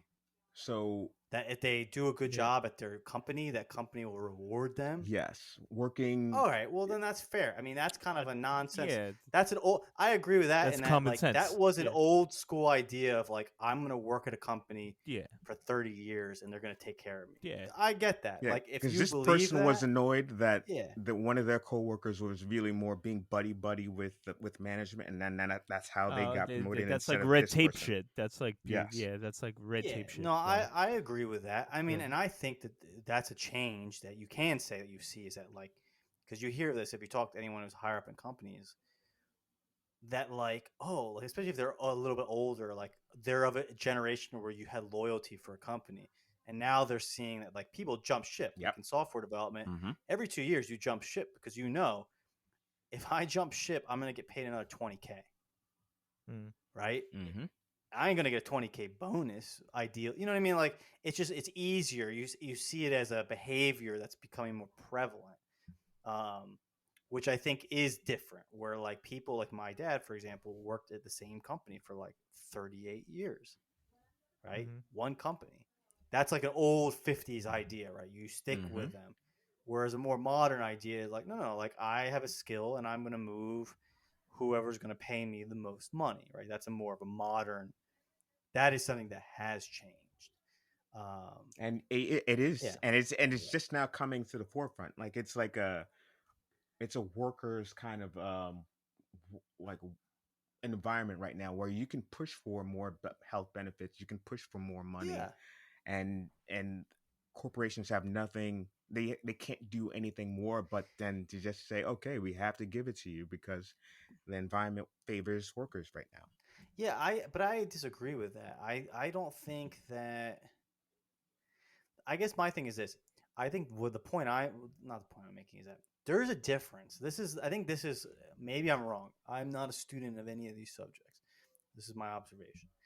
I think there's a difference though. I think back in the 50s, you could Mhm. pretty much go to school and not have a skill. You get a job at a company because you have a degree. Mm-hmm. You learn that job and you work that job. That job may be very specific to that company and have no transferability to any other job. Right? That's why people worked at companies for 30 odd years, right? They did their job, they had good benefits, they stayed there. I Yeah. think what you're seeing now, They're comfortable. I mean, it makes sense, right? It's like Mhm. I'm gonna go raise my family. I'm gonna go do these things. I'm gonna go live my life, and this one aspect of my life is taken care of. I'm gonna work real hard. I'm gonna do my best, and that's that. What's changed is like today is 100% an employee market, but here's the kicker: you need to have skills in order to fully leverage that ability, right? Like you can't go to school and not know anything and then act like you have clout and you can like leverage and like get like a company's going to give you more. Like this is why in the tech industry people can bounce around because when they bounce with all the skills they have to the next job, right? They have bargaining chips, right? All right, you don't want to pay me X. Well, then I'm going to go to this company. I have all these skills I've learned. I'm going to apply them at Y. But if you don't have skills, you don't have any bargaining experience. Yeah. And I Good think that's point. an issue Yeah. that you're seeing nowadays is like, if you go to school for like it used to be, you could go, you're right. Like you could go, parents would say, go to college, you're going to get a degree, then you're going to go find a job and you're going to work that job. 9 times out of 10, that job has nothing to do with your degree unless you're a doctor, an accountant, an engineer, computer scientist, right? If you have any other degree, it's not going to apply to your job in the grand scheme of things directly, right? I think that idea, which was sold, which is an old idea, has done a lot of people a disservice. Mm-hmm. But I think if you have a skill set, today is like a great time for like employees. Like just the fact that how many companies are now like that you can work remote. Like that's like purely was done because employees were like, no, I'm not going to go back to work. Like you don't need me in the office. Like I can work remote. Like why do I need to be there? Like that's an amazing thing, but you have to be worthwhile. Like you have no power unless you have skills that a company needs. If they don't need you, you're expendable. And I think that's like a huge issue. Like that's something like people don't have skills. Yeah. My last thing on that topic, though, I think I think you're forgetting what Gen Z, what kind of world they're like kind of born into. I think they're baked into technology. I think a lot of them who are going, not That's most, not true. but a lot of them are going into computer sciences. They are going into that world. It's not like our Then they have generation. no problems. They have no problems. What do you mean? That, if you're saying to me that the majority or a large percentage of Gen Z are going into school for computer scientists, then I can guarantee you, as someone who's only been in this industry for 2 years and didn't go to a 4 year degree, that they have no problems financially. I see. But it's not. There were That's the thing. It's not only No about problems. finances. It's not. Well, but then what? Okay, so outside of what is your job supposed to offer you outside of finances? That uh and that's what I'm trying to say. Like this whole idea that jobs give humans meaning. The yeah, I gotta message, I'm with Joe here. Sorry, Joe, go ahead. the message there is just, it's just not, it's not matching up with what people are seeing or seeing on the ground. It's just, it's a disparate message. Yeah, but I guess who was telling you that your job was meant to give you all the meaning in life?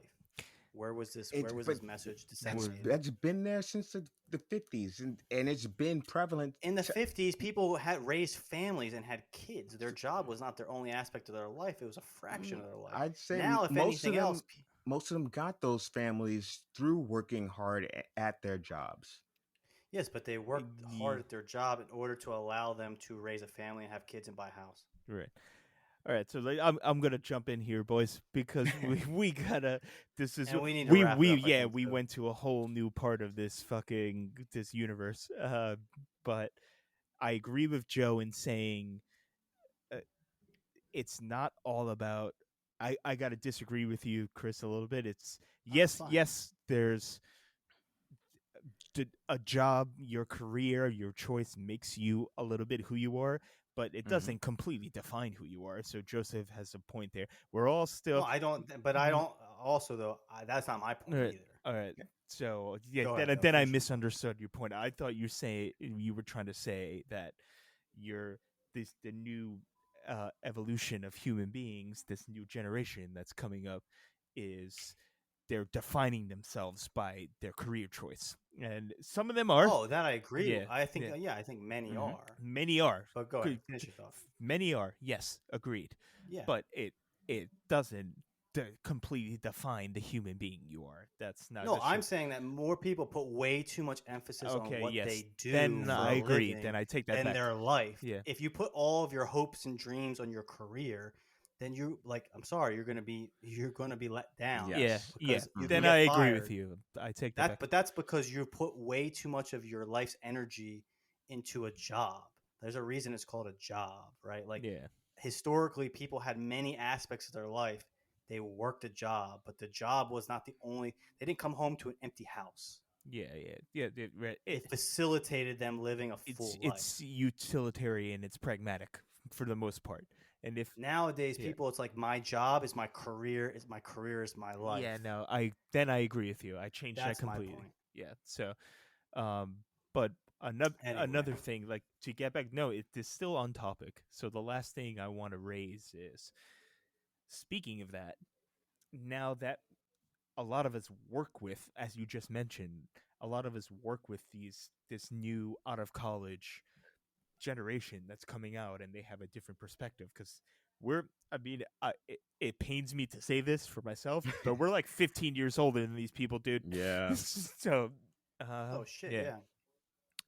it sucks for me, but I like, that's why I like in the beginning of the episode where Chris said it's like we're just hitting when you're getting to 40, you're doing your thing. Now, for a female, I would say I understand why you wouldn't feel the same way. You get me? Oh, right. Correct, Yeah. exactly. So Different. there's a We're different, talking from a male's yeah, perspective. there's a different biology going on. But there's, for us, we're lucky enough, and don't think that's lost on us. We know that we're fortunate to be able to do that. But anyway, I digress. Now let's talk about, as you're getting older, as you're meeting all these new people, these 22-year-olds, like you said, Chris, is coming in with a different perspective, different just outlook on life in general. How do you interact with those people? Can you still make close friends when you're in your late 30s, or are you still set in your ways and you only like people, like you said, that have similar interests than you? Are you opening to this new wave of, like Joe said, fashion, music? Can we get along with these people? It's the question. I'm very Let's throw that to yeah, Joe because I feel like Joe, you're yeah. around a lot more younger Mm, people than we Oh are. So I'm man. It's a curious good, what yeah, you true, think about yeah. that. So there's a part of me where I actually it being around the younger people makes me want to have more energy and be more open minded about things. But then there's certain times when I'm just looking at someone, I'm thinking, why are you dressed this way? I don't understand. Like, or why are you listening to this music that it's just so depressing? I don't know. It makes me want to be better, like being around youthful people who have like these pie in this, some of them have pie in the sky ideals about how the world should be. But then there are other times when I'm thinking, okay, this is a bit too much. You're taking it to the extreme. I just want to. Can you give an example? Give me a Yeah. rundown, like a Bobby A rundown of the fashion choice that you dislike. Okay, so I was actually walking down the street one day with a friend of ours who happened to point out to me how the fashion for men and women have changed during the different generations. So like I was pointed out that okay, there was a girl who was walking down the street who had like mom jeans on Yes. with Converse, but then she had a halter top that showed her midriff, and it's just Hmm. like it's kind of weird to have that kind of two different styles put together in one, and it's just like kind of it doesn't go together. It doesn't make any sense. What's something that like someone has said that you were like, I just don't like, I can't get behind this because you're pretty open minded, like more so than I am. Like, is someone like you said that kind of you were saying like they'll say something or like and you're like, I just can't follow Hold that. on, Like, hold. what is something? I Go ahead, that's a Sing. good question. Hold on before you answer that. I have a comment about that outfit. You realize that's intentional. That's a look. Everything comes full circle, Joe. There's they're going for the mom jean look is coming back. That's what I'm telling you Oh right now. God, The yeah, dad hats are coming back. Those like yeah. fishing dad hats. I've seen that. You see what That's I'm one thing saying? I've Like seen. Oh fuck. it's intentional. Now, is it cool or not? That's up for everyone else to debate. But that's what I want to say. It's like she wasn't. The only timeless style was the 1950s. That's my No, no, opinion. no. Chris and I talked about this. Go outside in a goddamn suit, and you'll be good if you're a man. Just Yeah, Oh. if you rock dress suit. like you dress out straight out of Mad Yeah. Men, you'd still get by in It, any it, aspect of life. you can drop you into any century. Exactly. So, Yeah. all right, go, Joe.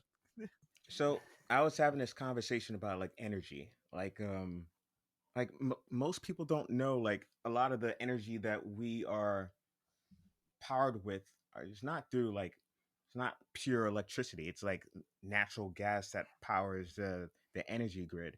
And I was talking to a coworker how yes, it would be nice if we could actually get rid of fossil fuels and just go like net zero carbon, and it's just not possible to do it immediately.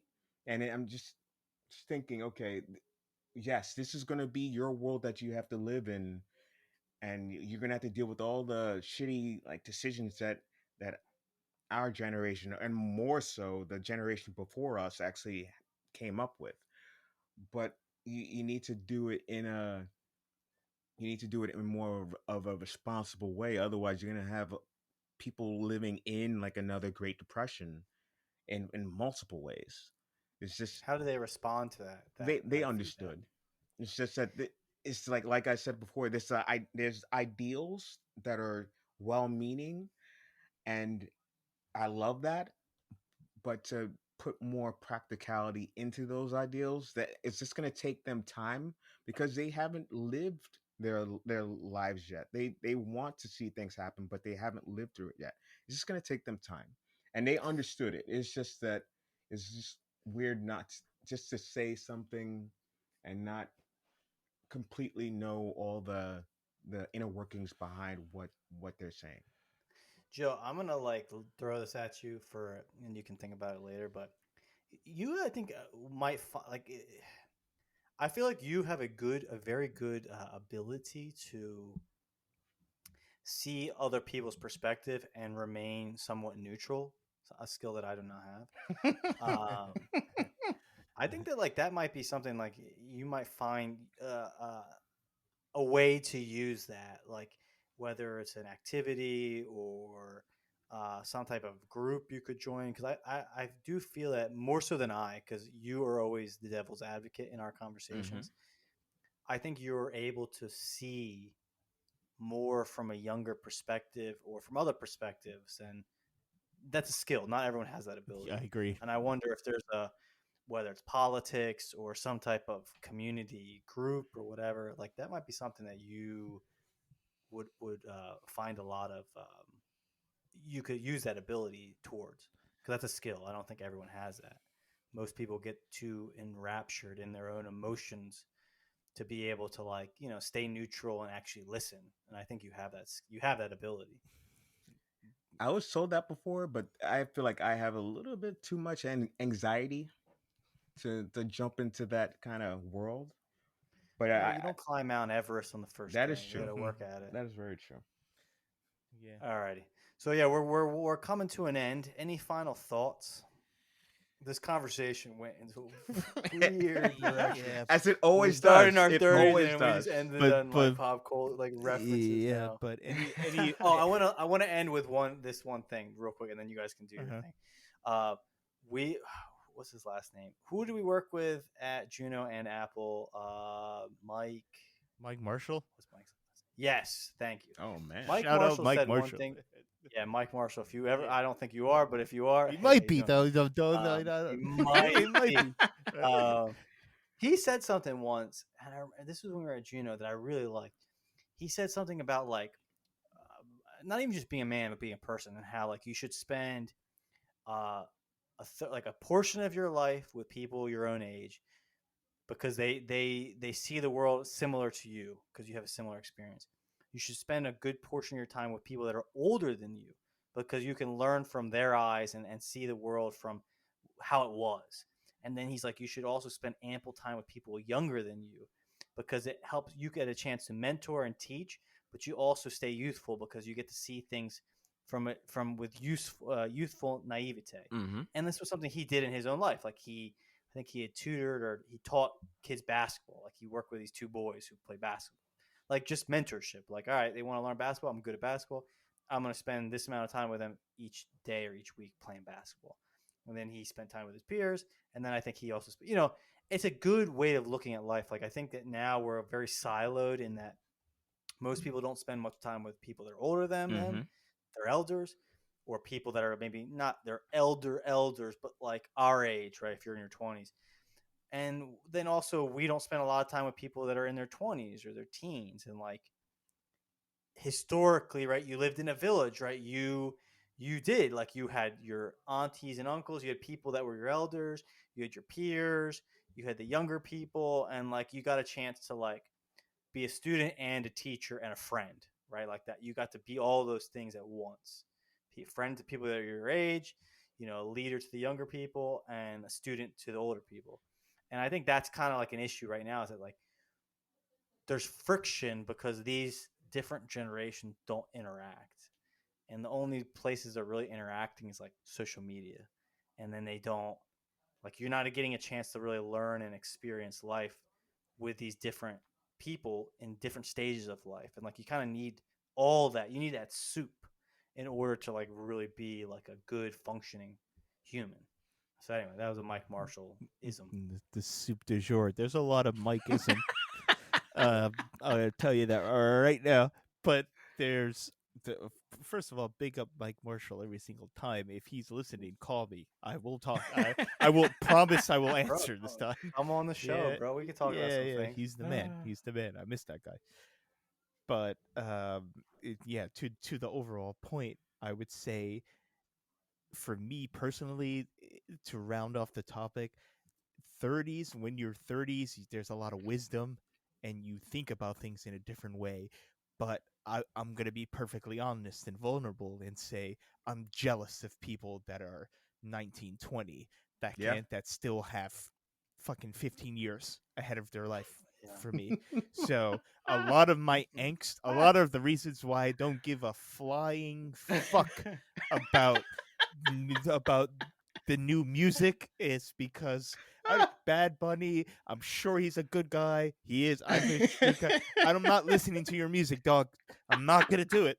So, but a lot of it. I will be perfectly honest. It's a lot. It's a little bit of envy. You know what I'm saying, Chris? So, It's jealousy, man. Yeah. It's just like, fuck yeah, exactly. So, but I would say I think all three of us would agree with this. If you are very, very lucky and ahead of the game and ahead of the curve if you in your 20s and you can think about things in like a very introspective and analytical way. You're going to be way ahead of everyone else instead of me who was just going out to fucking hockey games and getting absolutely buckled at the Tottenham bar at 14th Street, who I refuse to name. So um, yeah, that would be my last point. It's like, listen, if you can somehow conjure up maturity when you're in late teens, early 20s, you're gonna be you're gonna be made in the shade. Okay. All right, Joe, hit us. I'm Hit us with some deep words. just piggyback on both of you. I do envy this group. I really do. But especially in the words of Bobby A and you, Chris, just lay off the social media. It's so unnecessary. Just to show off It's who you repulsive. are. It's repulsive. Is what it is. But go ahead. It's like a digital journal. I get it, but it's just better to just live your life instead of just putting out your feelings and your images on a digital journal, a digital locker. I don't know. It's a little frustrating sometimes just to see how people live their lives on social media, but I get it. That's it. Every generation has their thing that they want to show who they are at that point in time, especially when they're in their 20s. But I just wish that was just less of a thing. And then also to piggyback off of Rob, this music, God, oh, I just I wish it wasn't so depressing. It's disgusting. It's just and there's no. I feel like there's not much artistry to it anymore. It's just more. It's mechanical. Yeah. It's yes, mechanical. Auto tune is very there's just a formula to it. It has to be like 2 minutes now, Yeah. so that you can get like ads in, or at max Yeah. 3 minutes. It all sounds the same, and I know every generation says that for the previous generation's music. And I really want to open up and listen to more stuff, but I just No, it's like a downward spiral for me when it don't do it. comes to music. So, and Joe, Chris is gonna have no idea what I'm talking about, and I'm not, and no, Fine. it's I'm not. Yeah. That's why I'm not even saying nothing. Keep going. but Joe, the debates online about Taylor Swift's new album is fucking hilarious, dude. It's like, dude, people care this much, and it's more about. It's like what you're trying to say. It's more about your like the scene that you create, like the and vibe. chasing clout. Correct. And it's not about the actual artistry of it. Now, if people are like, oh, Taylor Swift this, people are like, Taylor Swift didn't do that. Oh, Taylor Swift didn't create a dance. You got to create a dance, Chris, now. If you don't create a dance in the song you make, you're fucked. So there has to be a TikTok dance to your song, or else you're not going to make it. This is the one thing I know that I'm getting old is that like I'm so far removed from like pop culture that like I have said things to people and they're just like they look at me, I'm like 67 years old. Like what is that? Like Yeah. Who's that person singing? I like this song. Who are they? And they like look at me like, what do you mean you don't know who Cardi B is? I'm like, I have no idea. It's like No yeah, idea. exactly. That's a good example. You who's doing it? No, if she came up to me on a street and asked for directions, I would be like, "Oh yeah, make a left here." Like I have no idea. Yeah, where most people, a lot of I'm people would glad. just drop down crying and take selfies with her. Chris God. Corville's gonna be I like, care yeah, so little. This is my thing. Like I've never cared about. I've never put any of those people on a pedestal.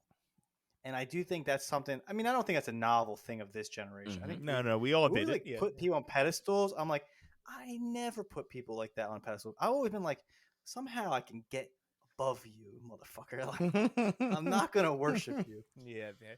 But anyway. yeah, but no, you're exactly right. There's Forgive my language. It's more of like Joe was saying now in the actual art, the creation of music and the production doesn't matter. It's only your persona and how everyone perceives you. If you're likable and charismatic and you can put forth a good like persona, it's like wrestling. It's like WWE. That's what it is. The music, the song doesn't matter at all anymore. Well, we're getting to a point of worship. Yeah. Like this is turning into like we've recreated gods on. I've actually like, said it's becoming more like sports fandom. Yeah, like everyone yes. has Maybe, their yes. side, But- and you have to push down the other side to prop up your side. It's just crazy. Yeah, that's the Taylor Swift. Like Chris, if you ever have 30 minutes, I mean, not that you would want to waste those 30 minutes. I won't give. Yeah, them. no, that's what I was just gonna say. You took the words out of my mouth. Not that you would want I'm to waste. so unimpressed by these people. Like I'm just like no. Like I wouldn't go out of my way to do. Yeah, but it's like if I worked at the Apple Store and they came there, I would not give them any more attention. You'd see like Peter Jordan, like yeah. like no man, like I don't care about you. Like you know what I mean. You're a person to me. You're a person. You're a nice person. You're a mean person. Other than that, like your bank account, it's not my bank account. Yeah, exactly. Right. That's an excellent point. This is the last thing I'll say. There's like I'm not saying all this to say that Taylor Swift is a bad human. Like I have no idea who she is. Yeah, right. I'm sure she's a sweetheart, but I don't care for her music. So why does that make me a bad person then? I just won't listen to it. I'm not gonna listen to it. So what the fuck? I have to listen to her music. And it's like that's what Joe said. It's like, oh, if you don't think this is the best album ever, you're it's like a sport. It's like sports now. It's like insulting. Mm-hmm. So yeah, these people are like family members. Like you maybe like I remember like sitcom was like Taylor Swift moved to New York. We're worried about her. I'm like, you don't know her. She's not your friend. Yeah, like, exactly. She's a person who makes music. She might bury babies in her backyard for all you know. Like, not saying. I mean, I'm trying to Jeffrey Dahmer style. She might be a nice person. I'm just saying, it's like, dude, these people are not they're not your family members. What I find crazy is like how like people like love these celebrities more than they love the people they interact with on a daily basis. It's like, dude, these are not your friends. Like, it's crazy. Yeah, they create something of which you enjoy it. Yeah, but don't go beyond that. Like, they make something you like. If you like to listen to it, great. But like, they're not God. Like, they're not worthy of your worship. And like, I feel like with the social media, it's like it's turning into a vehicle where like people can like deify themselves. And then you have this, you have literal, not even fan. We don't even use the word fans anymore. Followers. What did gods have? Followers. Like these people are becoming like disciples of these, like, especially that's one thing we got to end. But like I'm seeing with like the younger celebrities, like the way their fans follow them is like mystical, like supernatural, like the frenzy, which maybe this is true of all. Like I would imagine like the fans of the Rolling Stones, it was the same thing, or the fans of like Led Zeppelin. But like it is kind of crazy, like some of these trends and how like, yeah, it's like worship is becoming a thing. But like, it's on steroids. It's on steroids now. It really is. It is, because you're ever more connected to these people, whereas before you could see them live on a show, but like you couldn't watch them live their daily life out. Like, yeah, that to me, I think is like becoming morbid. Yeah, it's like becoming like evil almost. Like Yeah, like evil would be the right Yeah, word. that's a great analogy, Chris. And it's like Taylor Swift came down with the 10 Commandments from Mount Sinai. Big good, Yeah, big and I good mean, it's nice Judaism that every she's time. not. Rob Yeah, with the she's not Taylor like Swift a. vendetta. She's not like a bad. I don't Yeah, I think don't think her she's a message bad is person bad. either. Mhm. But like, imagine like some of these people who are these like I'm not saying rappers, but like there are these young rappers who are saying some shit that is like an inciting situations where like it's dangerous. Like no, like you have this power and you're wielding it to a bad end. Mhm. Like people, like what was the one guy who like had a concert and his whole thing was he'd get like huge amounts of people to come to his concert. Was it recently? And like people died at his Yeah. concert. Fuck. What was this guy's name? I forget his name. And he was a young, like his generation of people listening to his music are like 16, I know. maybe I, 17, I 18. I know what he looks like. I have no forgot idea what his name but is. I'm glad the three of us don't know what his name is. But like I'm saying, like that's like scary to me. Like these people are like they're tapping into the raw energy of youth and they're wielding it in like a very dangerous way. Yeah, that's but these people are the alarming part is Travis Scott. Travis Scott. Yes, thank you. That's his all name. right. Thank you, Joe. There's the alarming part is these people they're not selling out concert venues. They're selling out like football stadiums. There's like 80,000 people at these concerts, and they're all teenagers. And I mean, we gotta clip it there because I can rant on this all day. There's a reason why, like all selling out religions stadiums. talk about Yeah. false gods. Like every religion has false gods. Mm-hmm. In our generation, we're seeing, like, in my opinion, the birth, the rekindling of false gods. Because, like, you can with technology, your ability to reach so many people all hours of the day has never been greater. And you're seeing the birth of these people, in my opinion. I'll call them false gods who, like, kids listen to them more than they listen to their parents. And they put their trust in these people of whom are not worthy of your trust. They don't know anything, right? What does Travis Scott really know of the world? Like, he ain't going to lead your child in the right direction, right? And, like, you're seeing, like, I just use him as an example. I don't know anything about him, but, like, the fact is, like, all I know is that he had a concert in a place he knew there were dangers, and he did it anyway. Mhm. And literally, people lost their one chance of consciousness. Like, life is such a gift, and the fact is, like, people lost that gift and will never get it again. Like, the fact that no one talks about that, it's like you're forgotten. It's like, no, like, literal youthful people were extinguished, and who knows what their capabilities were lost to the universe because of what? Like, so you can make some money and sing a song. Like, you fucking cancer. Yeah. He's Anyway, sorry to bring it down on a bad note. But yeah, on a lighter note, let's just say, I can think I could speak for all three of us. We're aging.